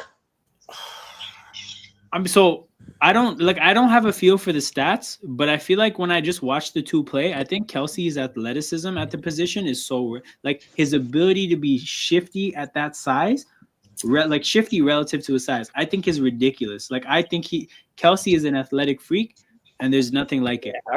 But Gronk was just so strong. That's true. It's definitely hard to like completely discredit Gronk. He wasn't. Kelsey was more athletic, but Gronk still had some athleticism. Yeah, for sure. Yeah. For his sake, it was tough that he got so many injuries towards the end of his career. Wait, what's your top 3 QBs all time? All time. Are we going talent wise or like what's the situation? If we go with talent, I don't have Brady at 1. In general. In general, then fine. Yes, I do have Brady at 1. It'll be like Brady. Peyton's like 2 or 3. Okay. I have a question. When you guys do these things, do you rank quarterbacks you've never seen play? I'll acknowledge them, but I might say I don't know ball. Okay, Sam. Yo, I don't know. I think I'll take Patrick Mahomes number 2 behind Brady. I'll give him some credit for not playing scared after all the mistakes he's made. My top 3 is number 1, Tom Brady, number 2, Joe Montana, and number 3, Peyton Manning. Yeah, that's yeah. Yo, but this is what I'm saying. Like, you guys rank quarterbacks you've never watched? Because I think it's pointless to rank a player I've never seen play. All right, I'll do this. I'll acknowledge them, but I'll say I don't know ball. This is the thing, bro. For running backs, I'll acknowledge Jim Brown, but I'll be like, bro, I don't know how good he was. I didn't see that shit for myself. Exactly. It's like, bro, I'll acknowledge him, but like, I don't know ball. For real. This thing is, Mahomes' numbers are declining. Yo, hold on. What the hell who is Biryani Bandit rated? Did I get rated by Fast? What? No way. Wait. Yo, the Bears fan he was always talking about? I got rated by Fast? Yo, no way. Ain't no way. I got rated by Faz, bro. One brown man to another. Does he know that this isn't European football? I hope he knows that. Nah, yo, does Wait. Faz think that emotion football is about footy? Yo, my bad. Yo, Faz, if you're watching, love one brown man to another. I appreciate you. I just need you to know. I'm here watching hand egg, my brother. Not foot leg. Yo, not football, bro. I'm watching hand egg. I appreciate you. I feel like my channel name may have scammed you. Okay, so he knows. Yo, shout out to everybody from Planet Faz. Yo, this is real. This is real love. Shout out to everybody from Planet Faz. I cannot believe Biryani Bandit Raid is hilarious. I need you guys to know though. This is In Motion Football. We're watching hand egg. We are not watching footy. We are watching a playoff game. Yo, big up Faz, bro. Oh my god. Yo, again, I just need to know. Did you know that you weren't rating a football like a footy channel? We watching hand egg, bro. This is a whole I didn't know the kind of Minnesota Vikings. Football. Big ups to everybody in here though. Much love. Oh, he said we know. Say less. Say less. Appreciate you guys. We're here watching playoff football. Vikings. Oh, I knew what I was doing, bro. One brown man to another. I appreciate you, bro. All love. And you were right. And fuck Garnacho. Everybody in the chat right now, say fuck Garnacho. What he do? I'm playing. But yeah, nah. Appreciate everybody who's in here. About 180 people. Run up the likes. Man sent us. Yo, this is mad funny. He knew it. Okay, good. Say less. But yeah, no. Make sure you guys hit the like button and subscribe to the channel. We are watching. We need to get this monetized now. Yo, say less. Say less. Yo, this is fact. Sam Darnold is a bum just like Garnacho. This is completely the truth, bro. Yeah, we're watching Vikings against Rams. It's a game that's actually so shit right now, right? This game is over because one team has a quarterback that's as scrubby as Garnacho, and the game's already over. I'll be honest, I didn't know why we were doing this. We were having random halftime debates ranking players. All of a sudden now, my channel's like trajectory. So shout out to you guys. Yeah, like I said, hit that like button, subscribe to the channel. Fast is here. Lee Gunners in the chat too. What the hell? Yo, I can't believe I got it. Yo, do you guys know this is In Motion Football is not about footy, it's about hand egg. Bro, it's about hand egg. We watch this kind of football. We have a lot of fun doing it. This is wild. Again, I appreciate you guys. This is a lot of fun. For those of you guys who don't know me, my name is Alam. I'm from Toronto, Canada. I love watching American football, and that's what that's how this channel came to be. I got my start streaming at Sarcasm City, so a lot of the footy people probably know Flawless. So I got my start streaming with Flawless. We would talk. I'm a Chelsea fan, by the way. I know there's probably a lot of United fans and a lot of a lot of Arsenal fans in here. I am a Chelsea fan, so I got a start streaming with Flawless. Truthfully, I don't know ball though when it comes to like footy. I'm not like, I'm from Canada, not the best with that sport. So I realized I wanted to stream about the sports I really like. So I stream about this football. I stream about basketball. I'm about to drop my basketball channel right in the chat as well. I need you guys to pull up there as well. What the hell? I need you guys to show me some love there as well. Yo, it'd be crazy if we had this and then all of a sudden Tom Crossy rates you again. We get the man said, boo this Chelsea fan. Nah, fuck you, Gemma. Chelsea, we unsubbing, bro. Nah. Chill, relax. Man said, hit that unlike button. That's crazy. But to be honest, unlikes help with the algorithm too. Oh my god. Yo, Kyron Williams just got smoked. Anyways, 200 subs now. Help man run that shit up. Yo, blue Chelsea fan. But yo, here's the thing. For you guys who watch the other sports, I'm a Raptors fan because I'm from Toronto, and I'm an Eagles fan. When it comes to American football. So that's what we've been doing. We've had a lot of watch-alongs this past weekend because the playoffs is going on. We're going to have more watch-alongs next weekend. Yo, for real. But yeah, anyways, I was streaming with Flawless. Eventually, I started doing basketball stuff at Sarcasm City. I actually started the NFL show on Sarcasm City, which stopped because, truthfully, you guys don't want to. You guys don't have an interest in the sport like that. So just like it kind of fizzled out. But eventually I started my own stuff and now I'm here. I I'm a fellow Chelsea sufferer. Hey, why are you saying sufferer though, bro? It's not Hey, that bad. Alvin, you got your fellow Eagles fan. Yo, I got another Eagles fan. Say less. I appreciate you guys. Yo, egg ball is decent. Can't lie, bro. You know what it is? Egg ball is too long. Egg ball is way too long. Like the 3-hour games are tough. As a person that streams, yo, streaming for 3 hours when the game is ass is so difficult. That being said, when it comes to physicality, yo, watching people get smoked is a lot of fun. Like I'm gonna sit here and talk to you about, oh, the tactics are interesting, the strategy is fun to comment on, and the speed and athleticism of the players is great. That being said, best part of the sport is when a motherfucker gets smacked. So that's part of the reason we're here. I'm a United fan, still subscribe, no worries. Damn, okay, appreciate that. Biryani Bandit Race Strange bought that dude. Yo, this is a crazy stream. Go Minnesota Vikings from Norway. Oh, yo, this guy is a Vikings fan from Scandinavia. That's crazy. Also, the Vikings are getting smoked right now. Did you become a Vikings fan because you're from Scandinavia? I don't think the Vikings are gonna win. Too many breaks in America. Yo, it's actually pretty terrible. It's actually pretty terrible. No, I think the Vikings lose. This is a great joke. A man making a bunch of egg ball jokes, and he tied it together to the fact that I'm a Chelsea fan. He called, yo, I might be egg bally, and I'm a brown man too. That's crazy. How is bro talking to Lee Gunner? Oh, this is true. Yeah, but here's the thing, bro. But Lee Gunner is a vet. Lee Gunner has been doing this for a long time. He has a lot more, like he's a soldier. I just started streaming like a year ago. It's tough for me to get to 3.5 hours. Also, I'm not that entertaining. I'm not as entertaining. We're working our way towards getting more familiar with this. But Bostack really wants me to answer Super Bowl or World Cup. And I feel like because you're asking so aggressively, you want me to say World Cup, or you feel like it's World Cup. And for that reason alone, I'm going to say Super Bowl. Super Bowl is more funnier. Super Bowl is No. Super Bowl You know what it is? No. You know what it is? Super Bowl has always had halftime shows. Now the World Cup, they're trying to get musical performances. So what that means is they're trying to copy the Super Bowl. They're trying to jack our swag. What the hell? They're copying our whole flow.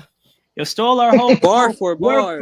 Bar for bar. Did you take anything from the World Cup? No. What could we take from the World Cup, though? Actually, I lied. You know what? No. The World Cup goes country to country, and the NFL is trying to go country to country as well. You know what? We all trying to go international. It is true, though. The World Cup is bigger. But he didn't say bigger. He just said, what do I prefer? What the hell? Really? It's a Chiefs fan out of Vikings and Rams. This is Mahomes' stats. We do not need this. This is a crazy stream, man. Yeah, we get it. That Mahomes. Shout out to Faz and Lee No, Gunner. we did, bro. I did not know this would happen today. I think your Eagles going to be playing the Rams. Yeah, it looks like we're going to be. Yo, my God, what a catch by Cooper Kupp. Oh, my God. For a guy who had not got. It took but bro, 40 minutes, but he finally has his first catch. 40 minutes? Brother has been out here for an hour and a half, hasn't done anything, and still had the wherewithal to make that catch. Yo, big up, Jez. What team do you support? Oh, I support the Raptors because it's my local team. I support my local when it comes to NBA. Don't worry, they suck this year. Hold on, we're safe at what team do you They're rebuilding. Here's my thing though. They're supposed I'm gonna be honest, safe. I'm gonna be honest. Is this the truth? Do you honestly stand by this? Do you want to watch a center back making a crunching tackle on a striker, or do you want to watch this? Be honest. Different sport, but the Raptors fucking up the tank. Not for sure, but it is what it is. At least I'm not here to watch it and get pissed about it. Hey, I love your Raptors won. You like eggplant? I think eggplant it's very dependent on how it's prepared. Very dependent. Hey, what you mean by that, bro? That's crazy. Lord, I had to say eggplant lasagna. I was thinking of saying that, but I didn't want to. Lasagna can be cool. Oh, you like the Italian eggplants? Nah, man. You gotta pause that for you. What the hell? Oh, nah. Faz actually, he actually caught me out. I can't believe that this man rated the chat with 150 people and then set me up with a wild ass question like that. Stinker and hook. I was a big fan for a second, but I might have to hate Faz now. Actually, you know what? Garnacho, where's Garnacho? Where's Garnacho's Instagram, man? I have to follow him. I have to become a fan now.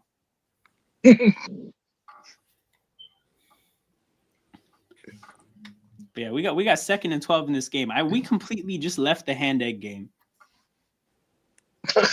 We just completely left the hand egg game. Because it's a blowout. Justifiably so. It's gonna become more of a blowout too. Since this game is over, like what are y'all like nightmare Super Bowls matchups? Nightmare, like worst case scenario? Yeah, like teams that you do not like in the Super Bowl. Yo, but here's it. So Cowboys on one side, but for the AFC, I don't know if there's any team I hate enough for it to really mean that much. Chiefs. Like a fantasy man. Oh my god, yeah. I'm sorry, Chiefs, Cowboys. I do not want to ever see that. I don't care about AFC teams that much. Hold on. Why only one pass when attacking? There should be allowed to. Here's the thing. They are allowed to pass backwards. They don't pass backwards because it's risky. Yeah. For me, it's probably Seahawks versus Chiefs. How do you? But I don't know. I guess it would be the Chiefs. I just don't hate the Chiefs that much. But yeah, you can pass forwards once and then pass backwards. But the risk of passing backwards and potentially losing the ball is why players don't do it most of the time. Sometimes they do though. Kyron Williams is hurt. This hand egg game has been over since minute 1. Gotta love the risk. Yo, some players do. So that's the thing. Some players are starting to get riskier. Minnesota Vikings headed to Cancun. Yep.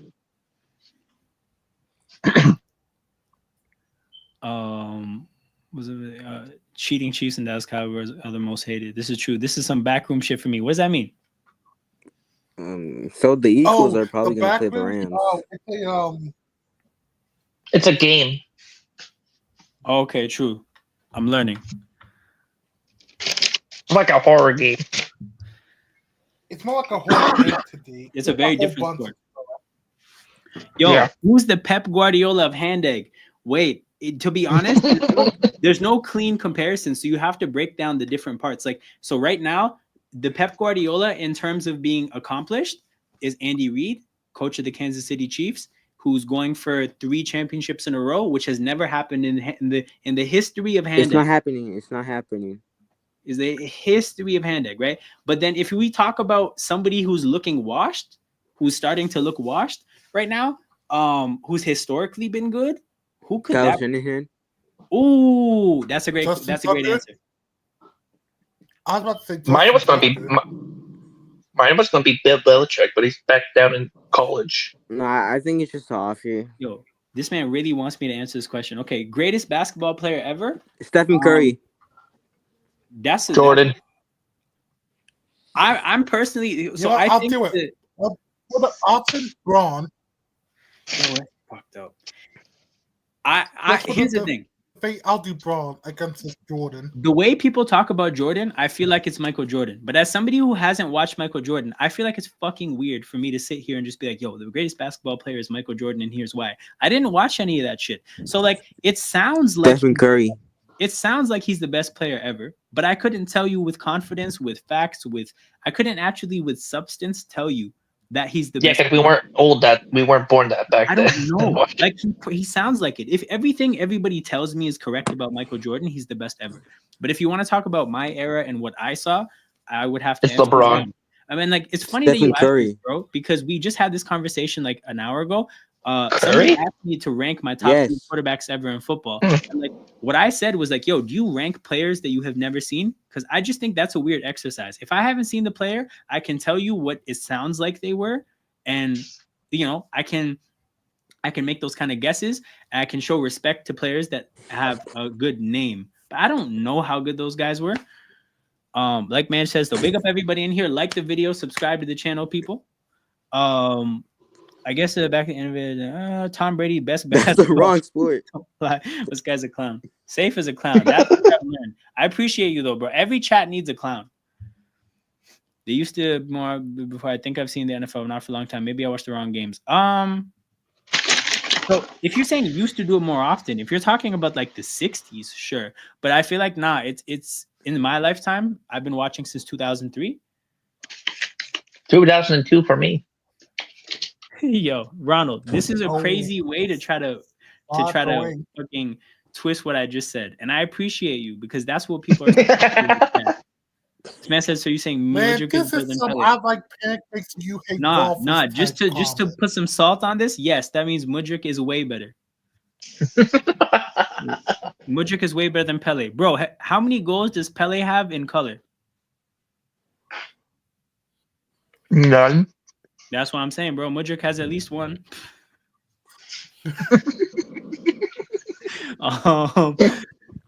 Sam Yeah, Darnold backwards. is making poopies in his diaper. I don't know. What? I don't know. He shit his pants this game. He just says New York Jets, though. Brother, you just committed an offense. I told you once I saw the question, I was like, I know he said this because this is supposed to catch me out. And you know what I'm gonna do? I'm gonna play along with it. You guys want me to say He's Mudryk is standing better than on Pele? business. I He's think it standing would on be, business. bro. No, but just think about how funny it would be for hundreds of footy fans watching Planet Fast to get sent to a chat of a person whose channel is In Motion Football, who's talking about a different sport. Then they go there, and that dude tells them, Mudryk's better than Pele. You know how funny that is, like top to bottom? Yo, this is such a hilarious question. What's the equivalent of conference league in NFL? There is none, brother. There is none. This is a closed off one league. This is everything.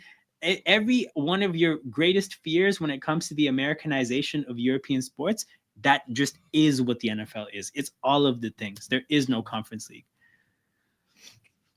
Let's not give up yet. The Vikings were down 33-0 to the Colts. Oh, Thursday Night Football. They are not facing Matt Ryan.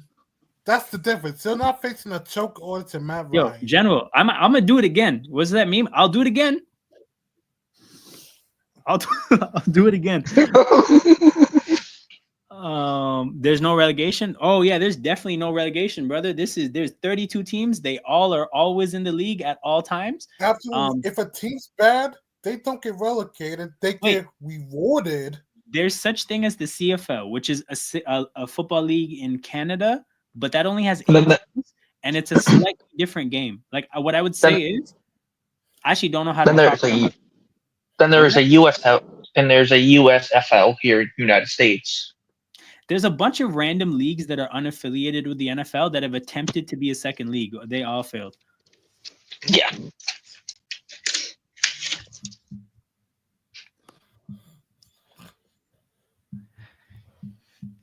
No promotion. This is basically MLS. Yeah, bro, it's American sports, like, or North American sports, because it works the same in Canada. But like, yeah, like it works. Like the things that you guys hear about as, oh, this is an American, like it's just normal for America. Oh my God, that's a good return. What team does Bowley and Glazers own in the eggplant sport? Whoa, okay, so let me look up Bowley. I'm not sure, but the eggplant sport. Fuck it, bro. We went from football to hand egg to eggplant. That's crazy. Do they toss eggplants at each other or something? Nah, they do that. Hey, yo! Okay, let me look up Todd Bowley NFL. Yo! I'm not sure. Okay, Bowley has no NFL team. The Glazers own the Tampa Bay Buccaneers, who just got clapped yesterday, and their season just ended.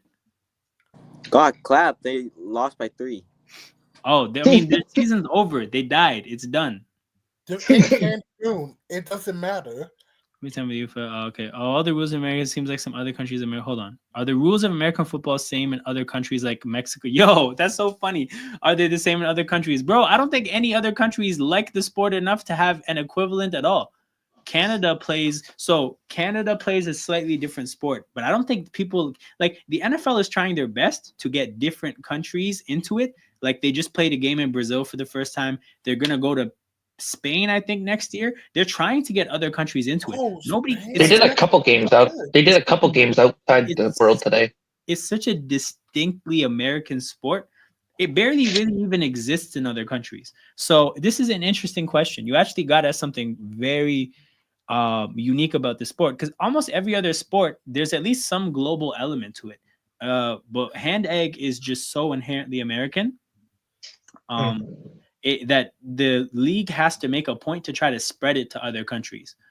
That's a deep pass. Oh, hell of a pass by Donald.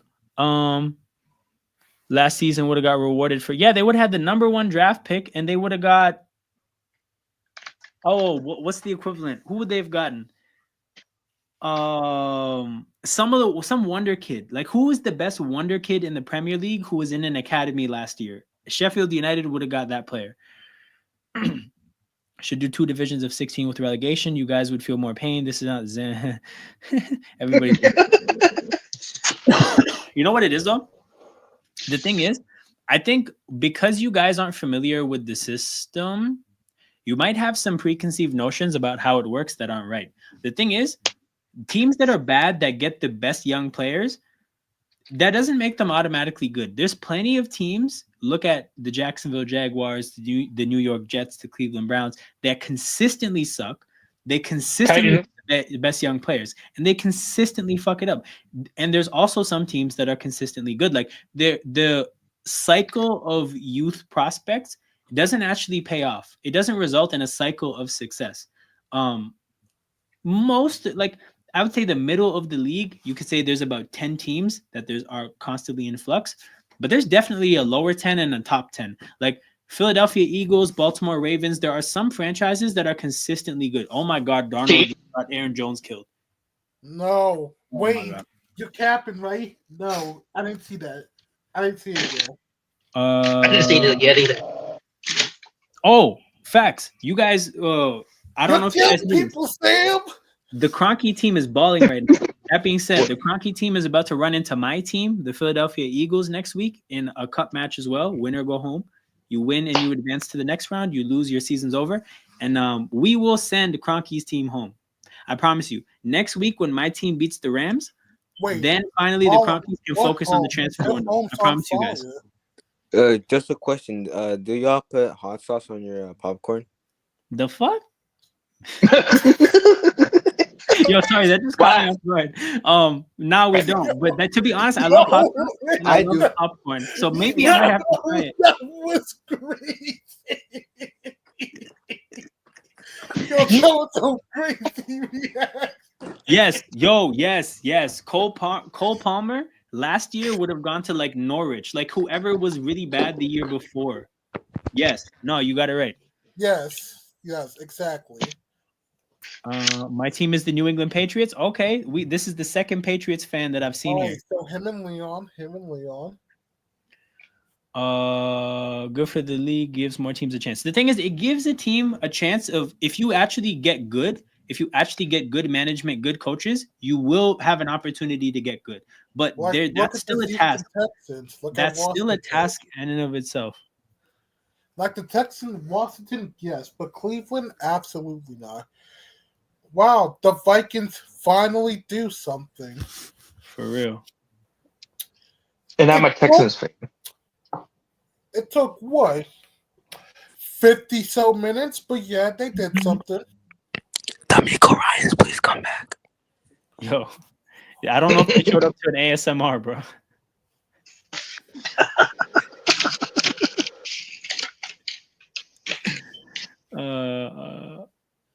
Touchdown Vikings. And yeah, this is true. Bro, he threw it like behind him.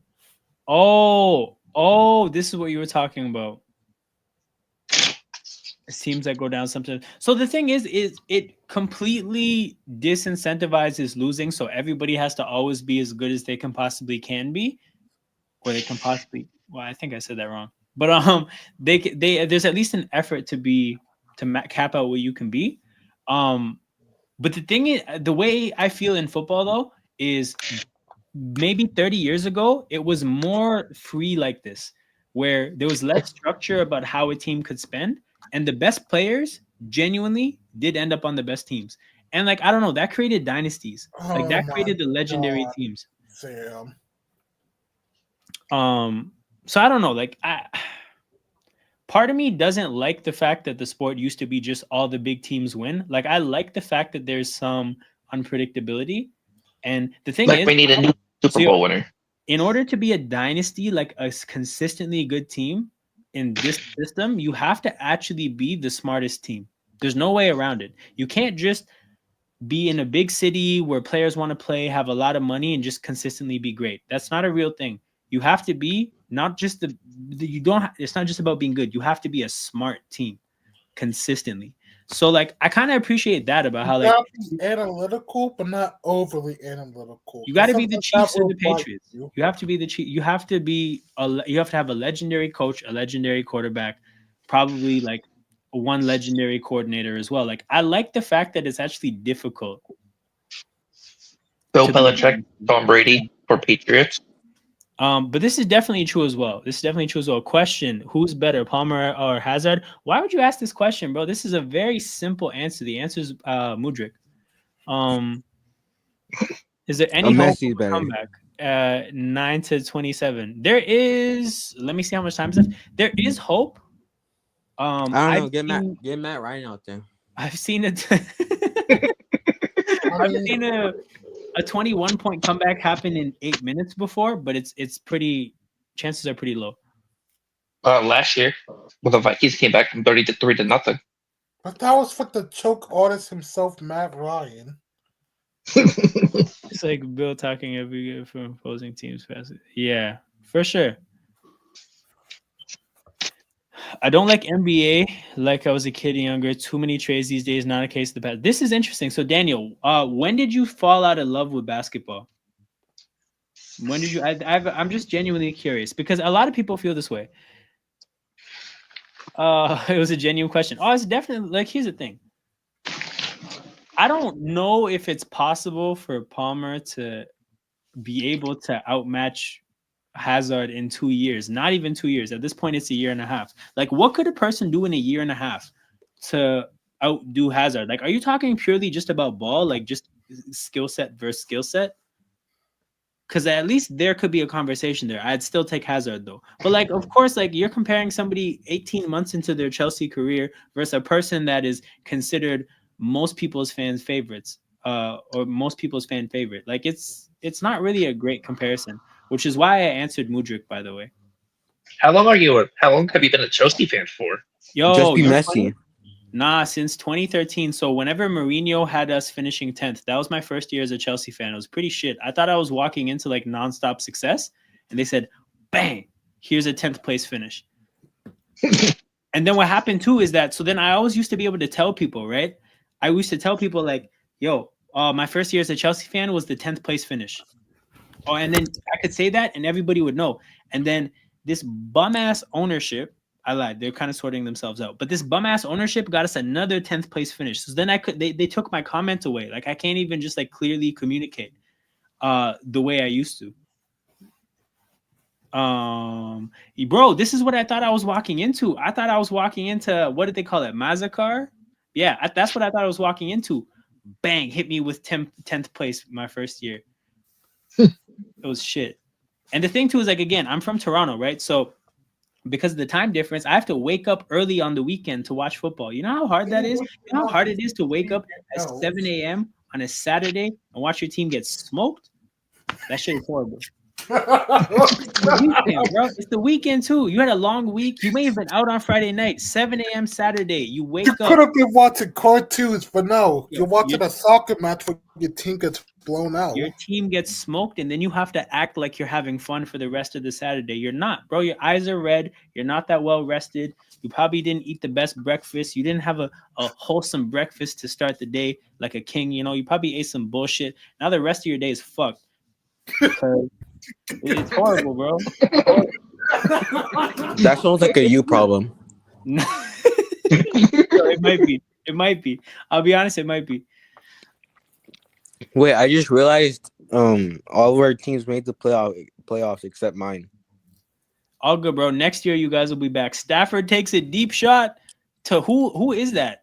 I don't even know who 84 is on the Rams. Oh, Wells' team didn't.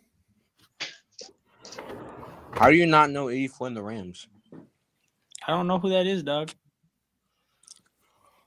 You can educate me if you know who he is. Long? That's all I know. I just know his name. It's Long. Yeah, I'm not familiar.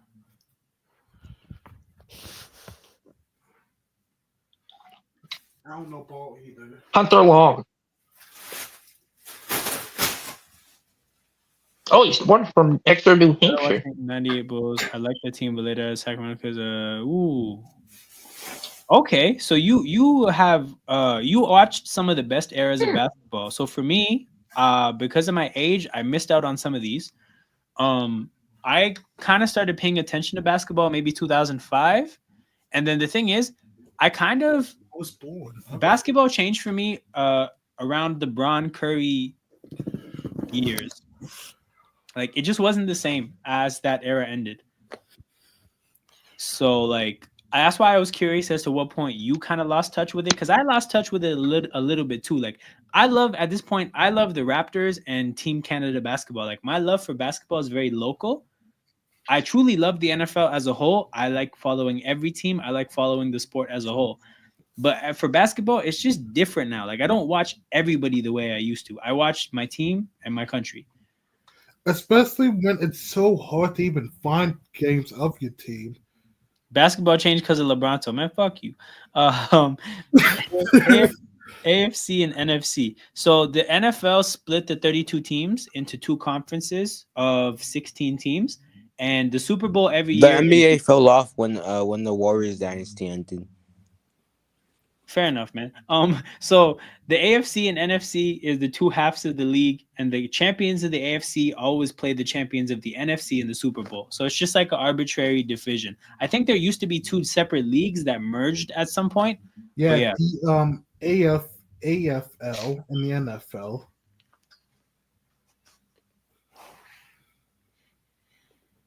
Fair enough, man. Out of nowhere, he just hit us with a Chelsea shit. Honestly, he must be a Pele fan, and he's probably just mad that Mudrik's better. So I understand why he hates Chelsea. Real talk though, would expansion upgrade or destroy the NFL? Oh, I think it would completely fuck it up if they expanded to add some random teams in London. That shit would be so ass. I think 32 is a perfect number. I think everything is perfect. They need to add that 18th game and then just relax. That's all they need. You don't want the Milwaukee Badgers? We got the Green Bay Packers. What's the point? But look, I'll say this though. I would like to see St. Louis have one more team. Just get them one more. Run and shoot, not defense neighbor. That makes it boy. Jokic as a center plays all positions. The Wyoming Squirrels. This is very accurate. This is absolutely very accurate. But yeah, no, like there's some cool things about basketball when it comes nowadays to the positional versatility. But yeah, this tactics of the game and the strategies of the game are very like narrow now. Of just it's all about 3-point shooting. Oh, do they ever play each other in friendlies? No. So yeah, in the basically, I don't know if you're familiar with any North American sports to understand the concept of regular season and playoffs, but basically the way it works is like the playoffs is essentially a cup at the end of the year, which dictates the Super Bowl or the NBA championship, and like the playoffs, that's the only thing that actually matters. The only thing that matters about the regular season is it determines it basically determines the draw. Like there's no such thing as a draw for the playoffs. The draw, like you earn better positions in the tournament based on how you fare in the regular season. The regular season decides who makes the playoffs and like the seeding. Bingo. So like with the regular season in the NFL, everybody plays 17 games. You play 5 teams from the other conference, 12 from your own. So the teams between AFC and NFC, they play each other really rarely, but they do play them at least every 4 years because it's a cycle of which 5 teams you play, and then it's a cycle of which 12 teams you play in your own conference. How's my main account banned? Well, hold on. Somebody banned you? Yo, did a mod ban ETH to prison? No, I didn't. Yo, fair enough. Anybody who may have banned him, drop it in the chat why you banned him, and I'll probably agree with you. I don't know. Well, no, I think it was still has been, time out in quite some people. Man, Biryani Bandit Raid as a brown man, that shit warmed my heart. I was so happy. It was random too. Yeah, like Gail said, man, like and subscribe, people. Nah, you guys got me to 183 subs, which made I was thinking road to 200. I wanted to hit it before September, which is the beginning of the second year. Oh, sorry, the next season. What the hell am I talking about? But yo, if I'm at 183 right now, road to 200 by the end of the playoffs, man, that's the goal. What would you change about the NFL structure-wise? Something that will improve the league? This is a good question. Do you guys have any make ideas? the 49ers go to the Super Bowl every year. That's whack. Do you guys have any ideas? Because I might have to think about that one. Oh no, I have it. The Chiefs and Refs? No. I would change the schedule because the thing is, so for you guys that don't know, obviously football is a very violent sport. You need a week to rest. So it used to work where teams played on a weekly schedule. They would play every Sunday. But in the interest of marketing the sport and making it a more popular sport, the league eventually realized that the more different nights they can put the sport on TV, the bigger the sport could get. And what that did is that created these schedules now where sometimes teams will play 2 games in 5 days, and sometimes this year they played 3 games in 11 days. That is not possible with this sport. So I would actually make the structure of like it's impossible to play a game like more than once a week at a higher rate than that. That needs to change. It will make a better sport because that took the physicality out of the sport. I think it should be like 18 weeks and 2 bye weeks.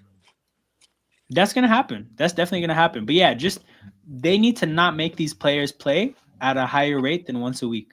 I'm not going to lie. Yeah, cancel Thursday Night Football. I thought they just need to cancel Thursday Night Football as a whole. Once I get it, I'll get it. It's definitely different, Safe. It's definitely different. And I remember when I first started following European football, like it took time to get used to just the different systems of doing things. But like, I'll be honest, truthfully, I like the way I like the way Europe does their sports better. But it'll just take time to get used to how different it is.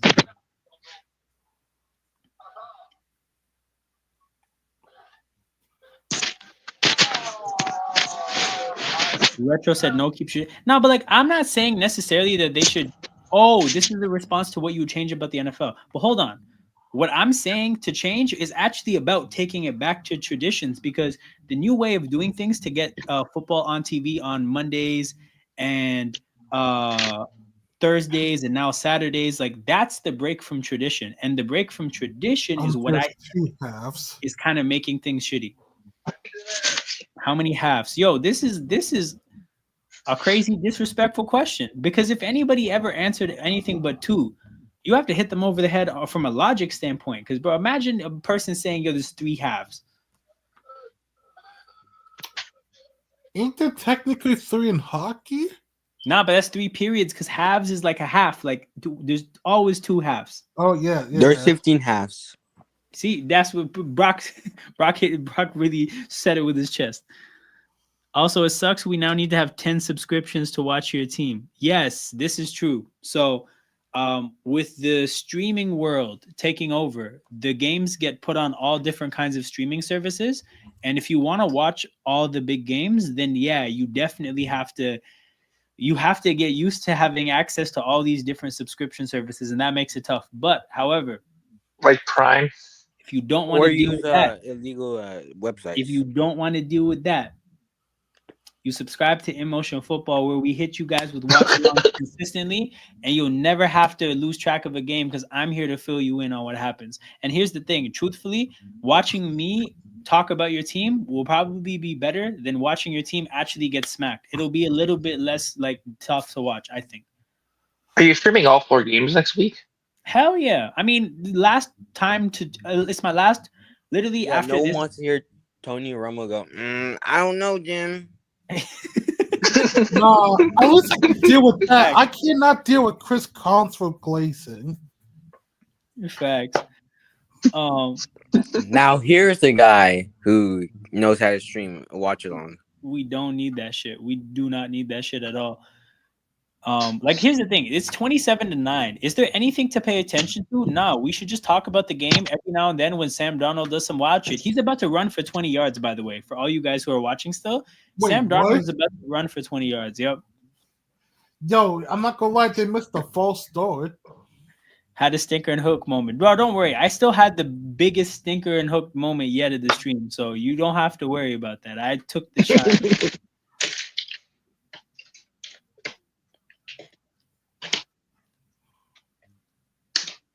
Cough, cough.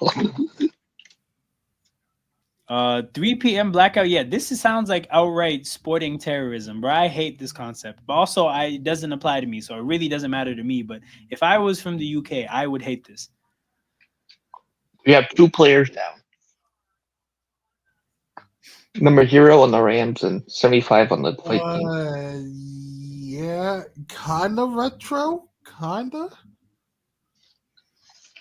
Yeah. So originally, I think they would basically have all the games on Sunday, and then nowadays, what they do is they'll have one game on Thursday, one game on Monday, and then every other game on Sunday. But the thing is, the Thursday teams, the teams playing on Thursday, if they have to go from Sunday to Thursday, that's horrible. Like, all the players talk about how difficult that is on their body, and it's such a tax on the body that they don't even practice. So if they're going Sunday to Thursday, there will be no practice on the days in between because they need their bodies to recover. So at this point, you mean Sunday? Yeah. The sport is impacted by the fact that players can't practice in preparation for a game. Like, that is impacting outcomes. You cannot tell me that when teams play on a Thursday, that it is the same game that would be played on a Sunday. No, it's a different game. There's less rest. There's less time for preparation. And it just impacts the sport. So ETH says, money talks. This is completely true. The reality is that they would never change it because putting the sport on TV on a Thursday, it makes the sport a bigger sport. It makes it more popular, gets the more ratings, blah, blah, blah. It's obviously the smarter thing to do from a business standpoint. But I was asked what I would change, and I have no business interest. I'm simply just a fan of the game. So, yeah. There's only been one Tuesday game, which was the Blizzard game, or is it 2? This is a good question. I think there was the one Christmas, there was the one Blizzard game, and then I think there was one because of a weird scheduling thing. Like, I think for a holiday matchup or something. So yeah, there's something like that. 4 compared to 6 days recovery is a lot. It's especially for a game this violent. It's a huge difference. So there's been the total of 10 NFL games played on Tuesday. Oh wow. Damn, yo, you're a great fact checker. You get to it immediately. Yeah, so there's been 10 games played on Tuesday. Yeah, no, I definitely get it, retro.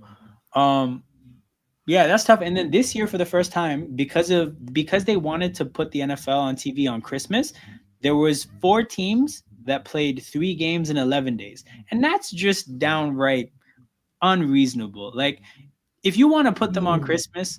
Oh yeah, I'm very familiar with one of those teams. You're super. Nah, yo, I think that was Jared.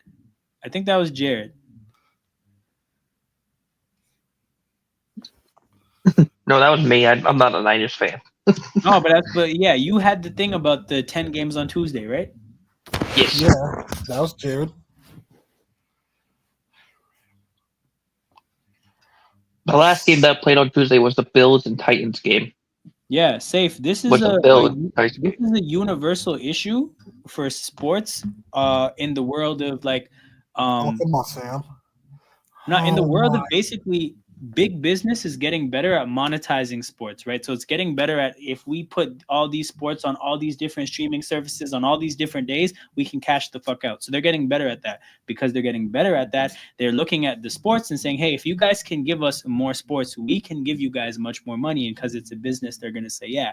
However, at some point, there has to be a point where you hit where it's like, okay, the volume of sports is impacting the quality of sports.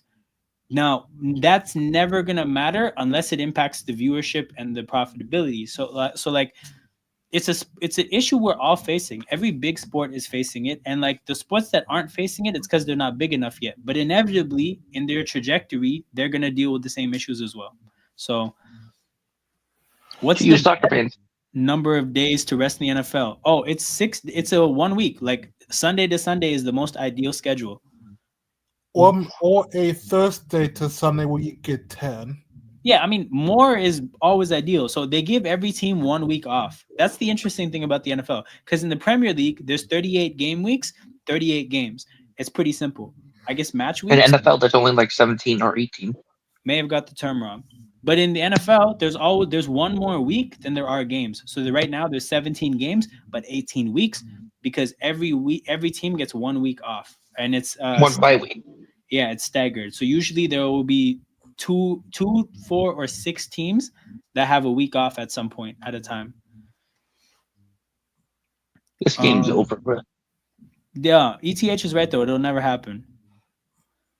How's Minnesota doing? Man United had to play 3 games in 8 days a couple of seasons ago, and players had down tools again. That was a real horror show. Yeah, that's the kind of stuff that happens. But how is Minnesota doing? They're getting blown out. 27-9. It is not competitive. There's 13 minutes left in the game, so their time to make a comeback is Now. It has to start now. And Darnold tries to force a touchdown.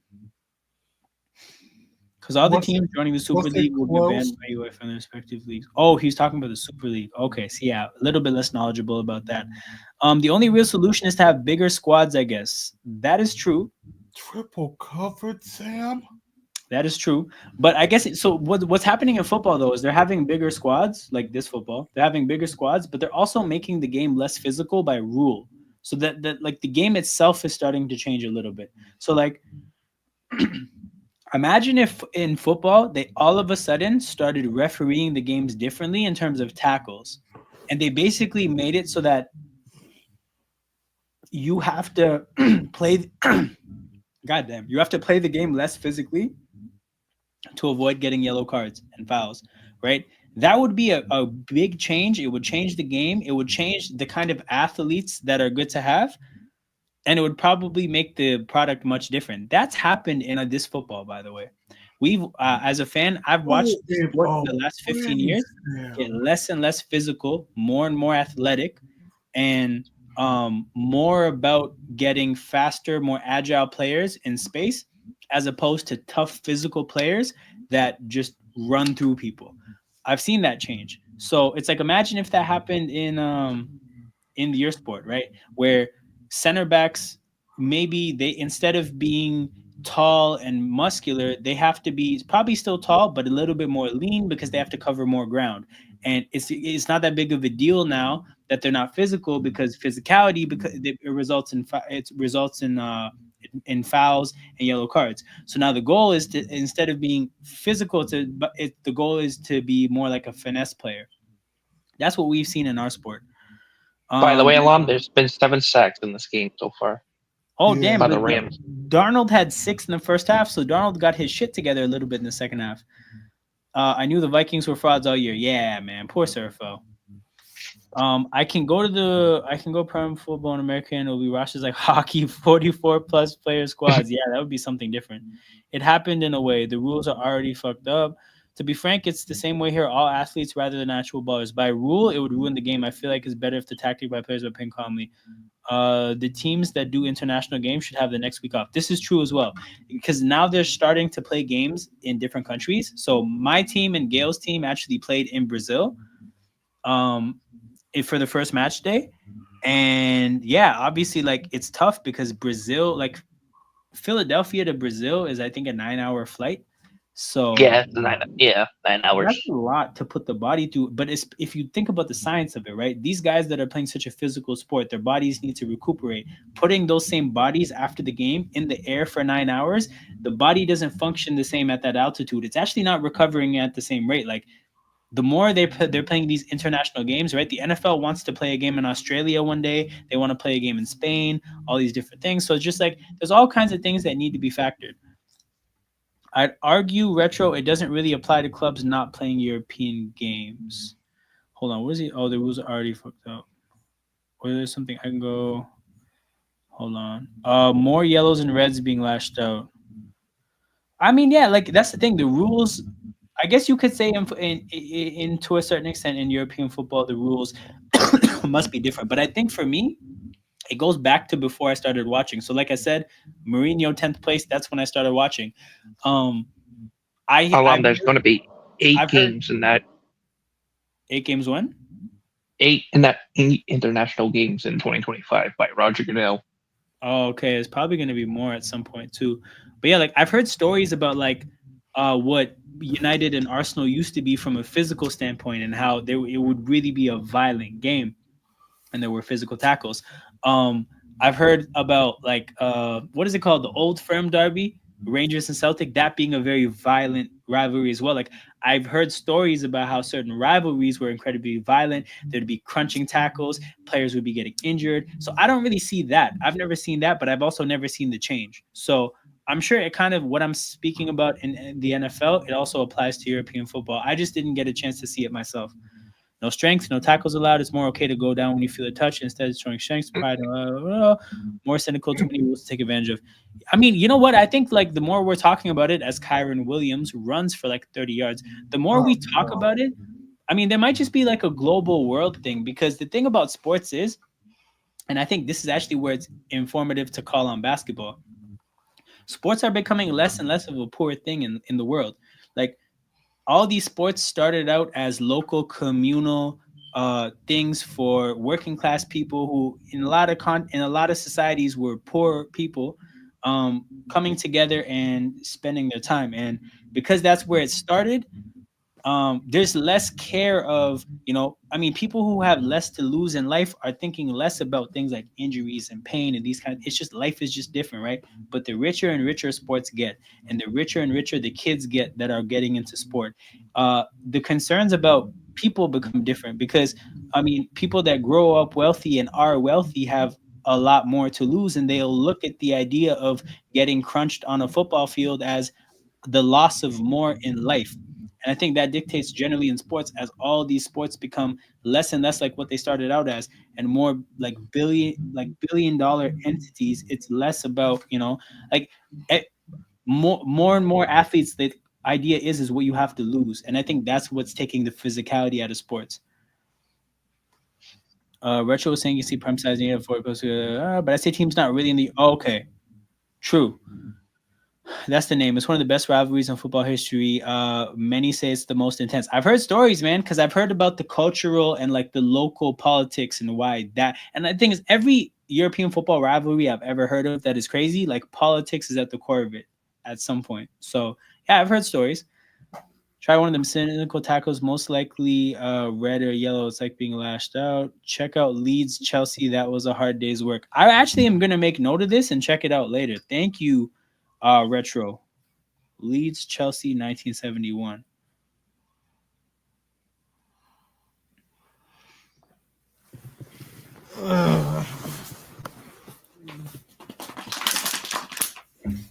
That was one of the questions I asked you a long time ago. Is NBA? Yeah, this is true. This is absolutely true. A lot of people talk about it.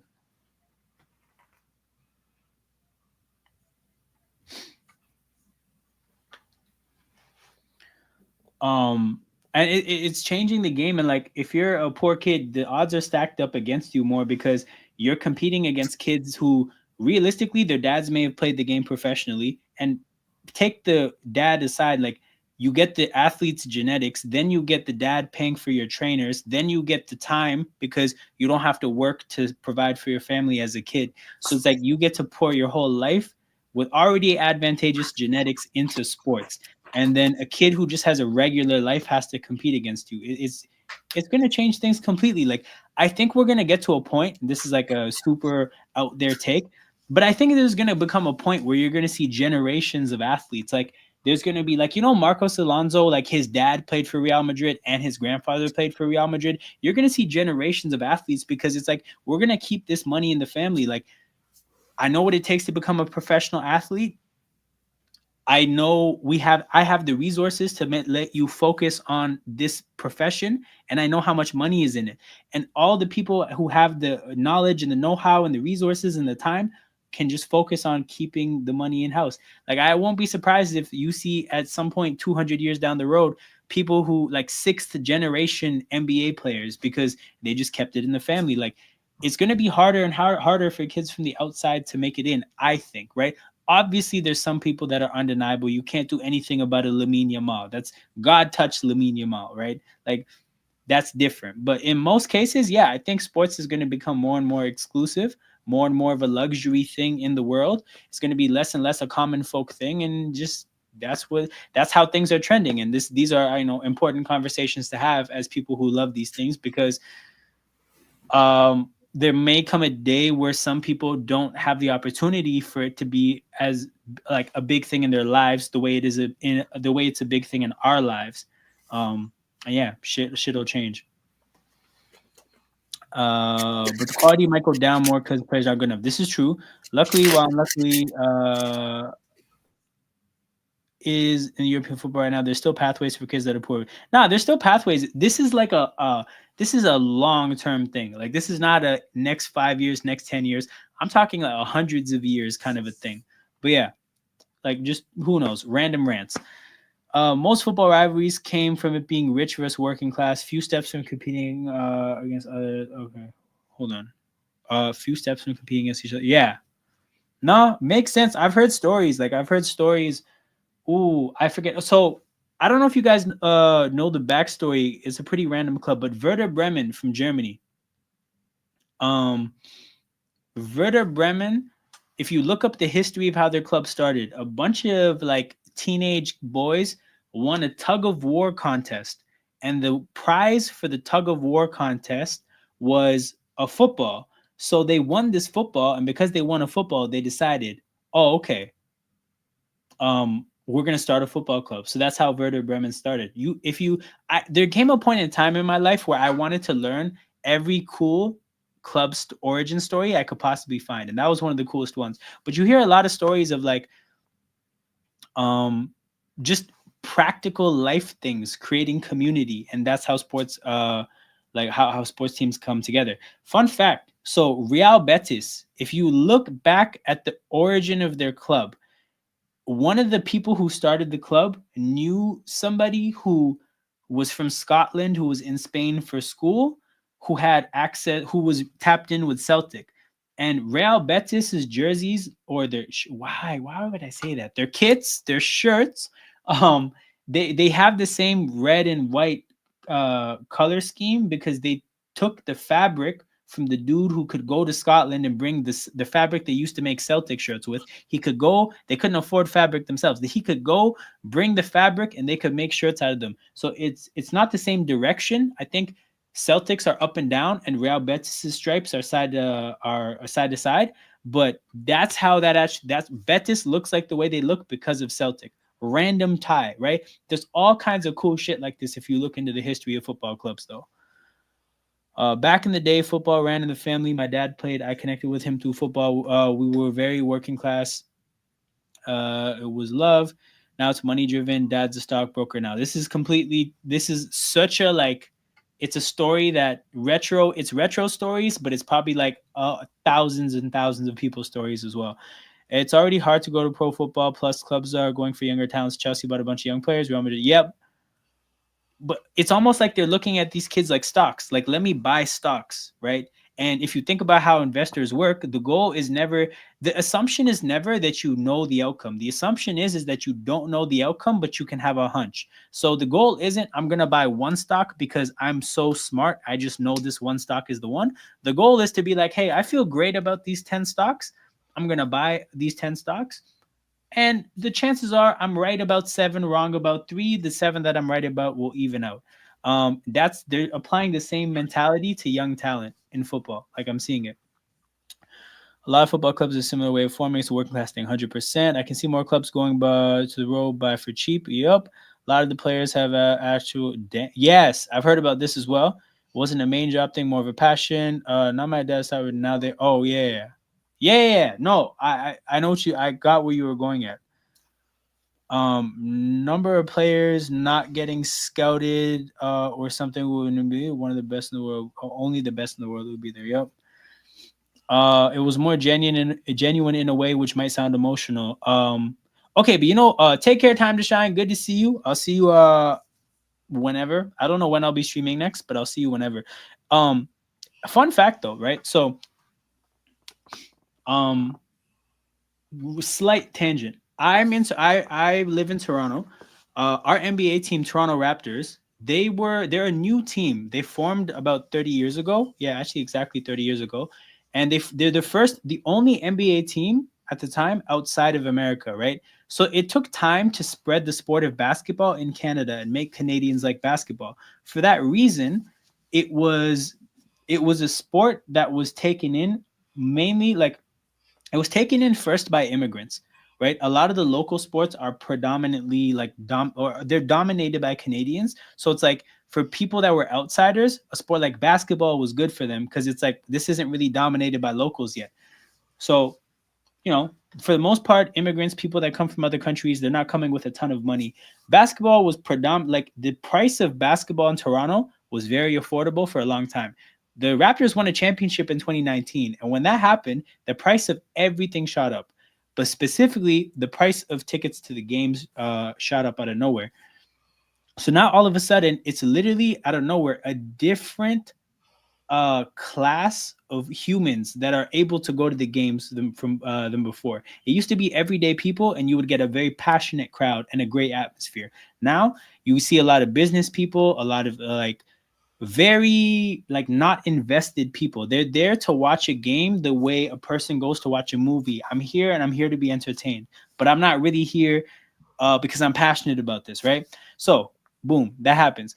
Where it leaves a lot of the people that used to go to games is it leaves them in a weird position where I don't have the ability to go and live in my passion that I used to. There's no place that I know where the atmosphere exists that I used to love going to. And it leaves these people in a weird position. I'm sure what I just said about basketball, I think in a lot of ways applies to football as well.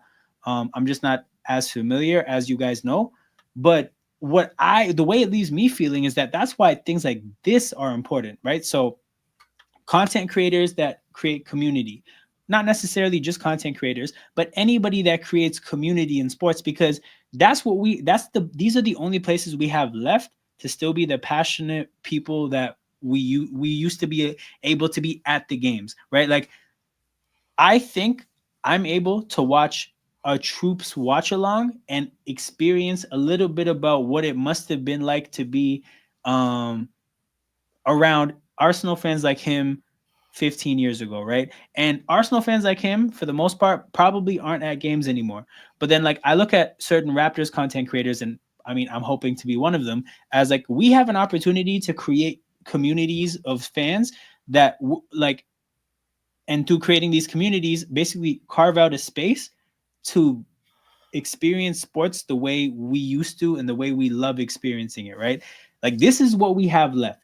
So we have to make the most out of this. That's really how I look at it. So, I mean, part of the reason I do this is I don't have the opportunity to go to NFL games very often. And when I do, truthfully, again, the crowd there isn't a crowd that's like what it used to be. But I have an opportunity to do a watch along like this and create community and have this be our space to be passionate fans who care about the sport, who love talking about it, and yeah, it's just like this is our chance to create these spaces. So yeah, that's just like long tangent about why I love what I do here and why I think I have such an appreciation for everybody who does this that's a bigger and better at this. Yo, it's our responsibility to keep those kind of atmospheres alive because the sports have done their best to kill it and they've succeeded in a lot of ways. But a lot of us still have fond memories of the way things used to be. And yeah, we have our opportunities to make the most out of what we can in spaces like this, and that's why they're important. That's the end of my TED talk. It was a part-time thing for them for sure. Today starts the World Handball Championship. My team plays Macedonia. Cheer for them, bro. We play on Wednesday. We are not. Yo, what's your team? Hold on. Tell me what your team is. They play against Macedonia, but what is your team? Handball's our number one sport. Whoa, this is sick. Daniel, this is awesome. Let me know what your country is. I'm gonna see if I can watch the game. This is very cool. I love sports. Wasn't there a story about how CFL then equivalent to CFL, but when the after Colts relocated and the emphasis it's a huge market, we can't lose it. Whoa, I have no idea about this. I'll have to look it up. We'll make the game be passionate again. That's the take care, Jared. I'll see you later. Also happening, the top 5 leagues clubs focusing on international fans who don't. Yes, this is so. Both you guys are getting at the point that I was making about the Raptors, but yeah, it makes the environment different. Because right now it feels disconnected. Ooh, Jimmy the Rat doing them same things at Man United. 66 a ticket. Kids, adults, seniors, cut the commotion to this. This bad. We should riot. Yeah, it's heartbreaking, man. It's really heartbreaking. Oh, we are Macedonia and we play Hungary. Okay, let me look this up. Let me see if it's possible for me to watch this. Oh man, I love. Yeah, I'm gonna watch this if I can, man. I love having an excuse to do stuff like this. Macedonia, Hungary, handball.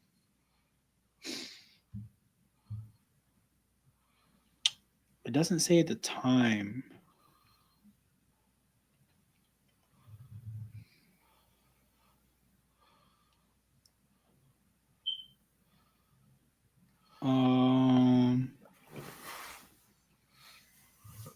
Hold on. It says, Daniel, where I'm seeing here that it is at 2:30 local time, but I don't know what time that is for me.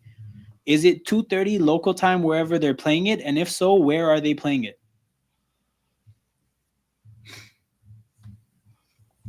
Hey, Daniel, General says there's only North Macedonia, as my Mediterranean friends would tell me. Damn, geopolitics, baby.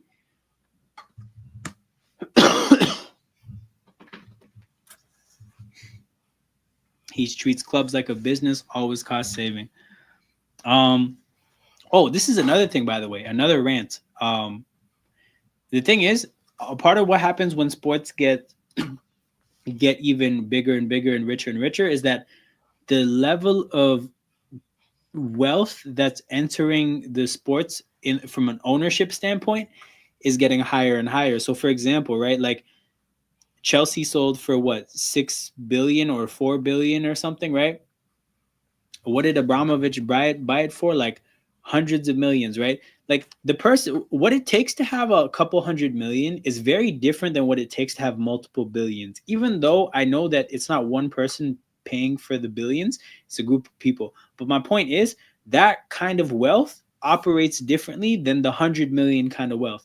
The 100 million kind of wealthy, those people can maybe a little bit still be a person. A little bit, right? There's a chance. The people that are in that billion level, they're just machines at that point. They are profit-making machines. That's how you get into that world. So, like, we're going to have less and less owners that might just be people. So look at Nottingham Forest's owner, right? He's just a rich dude, right? That's why he bought a team like Nottingham Forest. He couldn't buy a team like Liverpool or something, right? The rich dudes that just have a lot of money that kind of still spend their money on things they love, we're going to get less and less of those. We're going to get more and more people like Bowley, and all these like big corporate entities that are basically just in it to turn money into more money. That's another concern. And I'm seeing it in the NFL too. Like, my team is owned by Philadelphia Eagles. They're owned by one guy who has a lot of money, who absolutely adores the team and loves the game and has done everything he could possibly do to make the team a first-class team. There's less and less of those that are having opportunities to buy teams. Like Walmart, I don't know if you guys are familiar with Walmart, but Walmart just bought a football team, the Denver Broncos. Do you think Walmart cares about the sport or the game or the people of Denver or Broncos fans? Absolutely not. Walmart is just there to invest in the NFL. Okay, this is okay. It's here in Norway, late, early, I don't know. Depends on this morning. Okay, cool. Central European time, which I think is yes. No, oh, hold on. I think it is early in Canada. If this is the case, then it's probably 15:30 Toronto time. Oh, no, Central Europe. You're right. That is 6 hours. Okay, cool.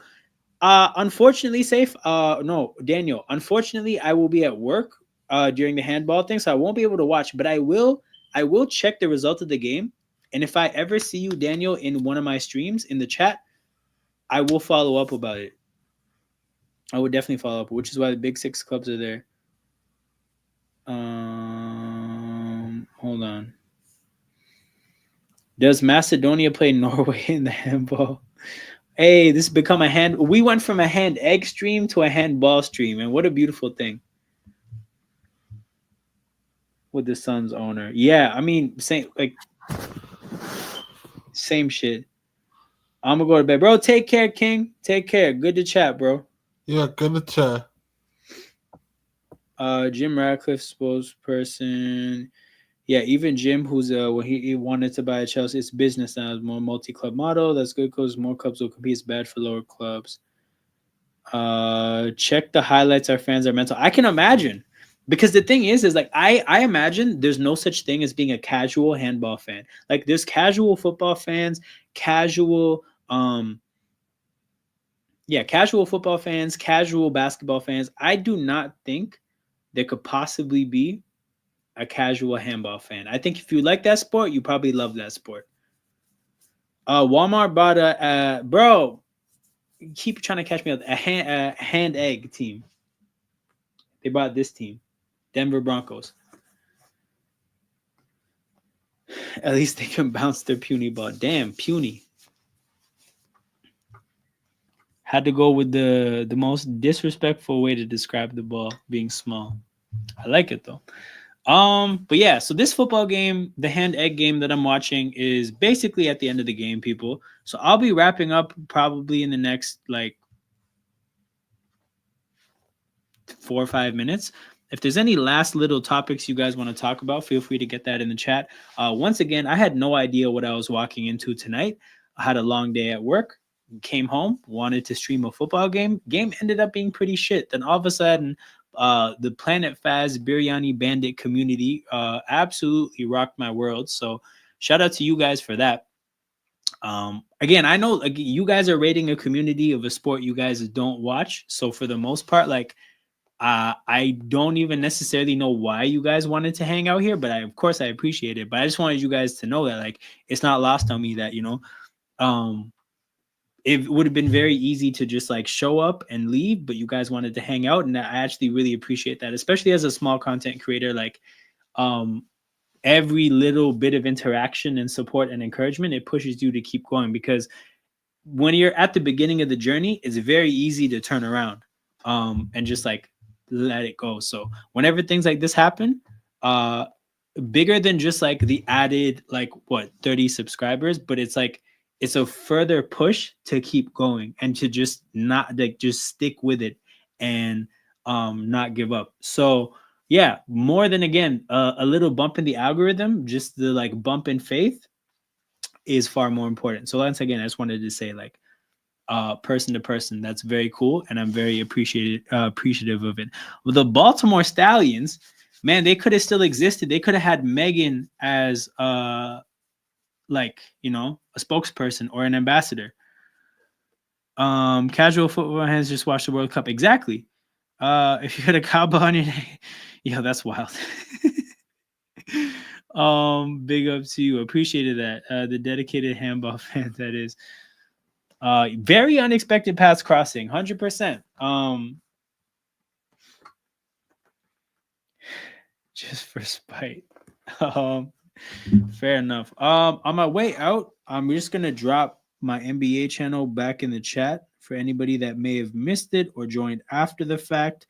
I'm a little bit consumed with American football right now in this channel, but again, I have a second channel. Yeah, I have a second channel here. This is a basketball channel where I do obviously NBA stuff, but also I do international basketball. So Team Canada, whenever they're in the Olympics or they're in the FIBA World Cup, women's basketball is getting bigger and bigger. Toronto just got their official like women's professional basketball team. So I talk basketball on this channel. If you guys enjoyed this, more of the same, just a different sport over there. So I'd appreciate anybody who decides to support me there as well. You speak interesting facts. Your channel should grow more. It's just about the time, because you know what it is. The way I do content, it's more in line with, again, like football fan channels and how all the football fans. It's like what their content of choice is. But obviously I'm covering mainly American sports, and like there's not a lot of fan channels like in this style for American sports. So there's not that big of a market.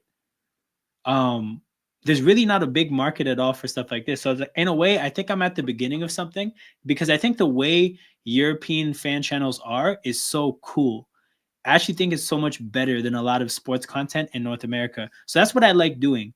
That's why I like doing this, and that's why I want to do it. But I just not really a demand, so it feels like an uphill battle. But I feel like the more I do it, the more time passes, the more, oddly enough, the more North Americans that get into European sports.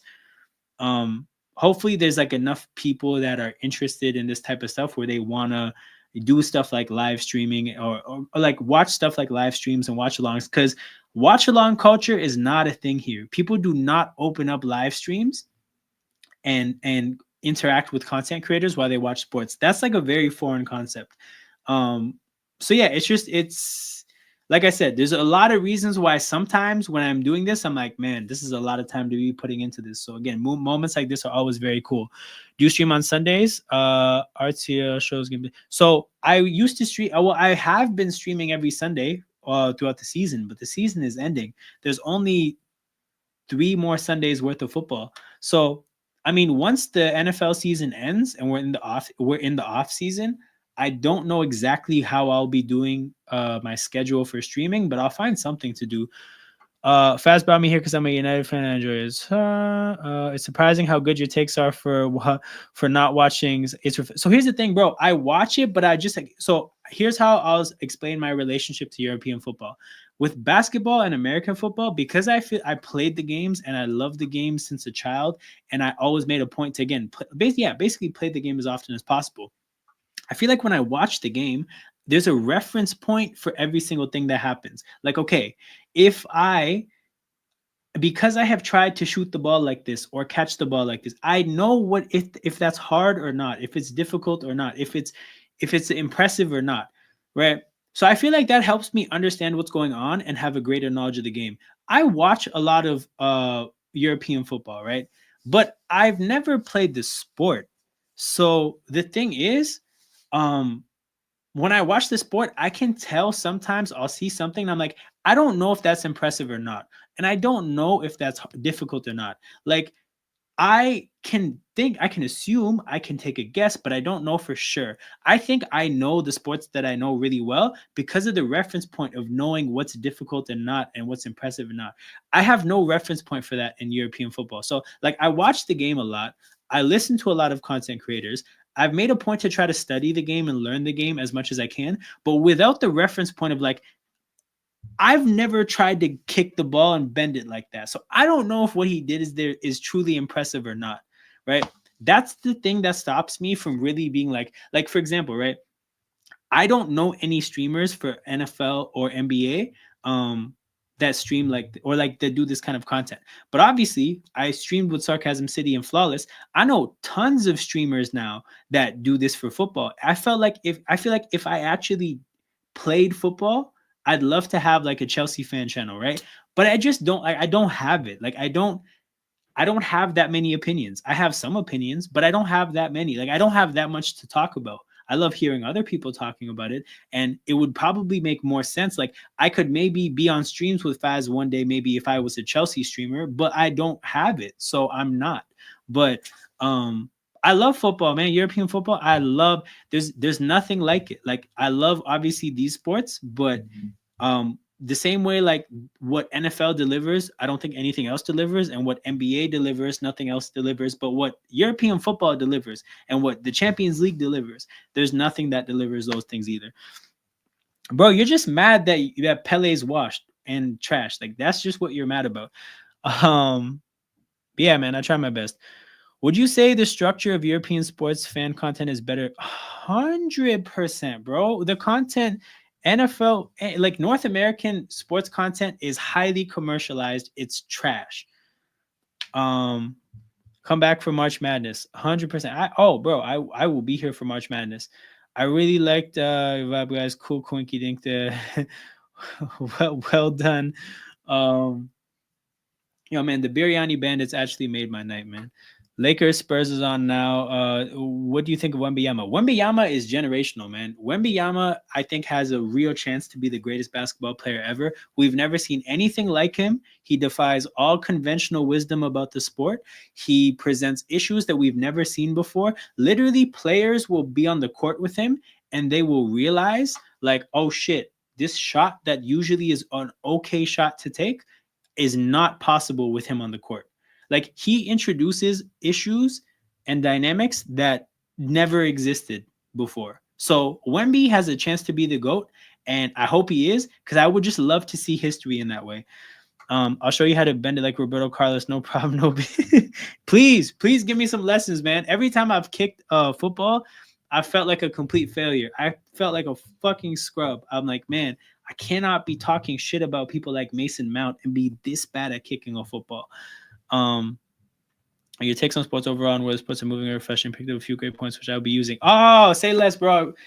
I appreciate that. But yeah, I'm out, people. This is the end of the stream. Truthfully, again, this made my night. I'm so happy you guys are here. Again, this is not your sport, but I hope to see you guys in the chat at some point later on. This was a lot of fun. I'll be back probably in a couple of days. You guys take care, and everybody in Europe, man, go to sleep. It's late as fuck, man. Get to bed. But yeah, we're out. Biryani Bandits out.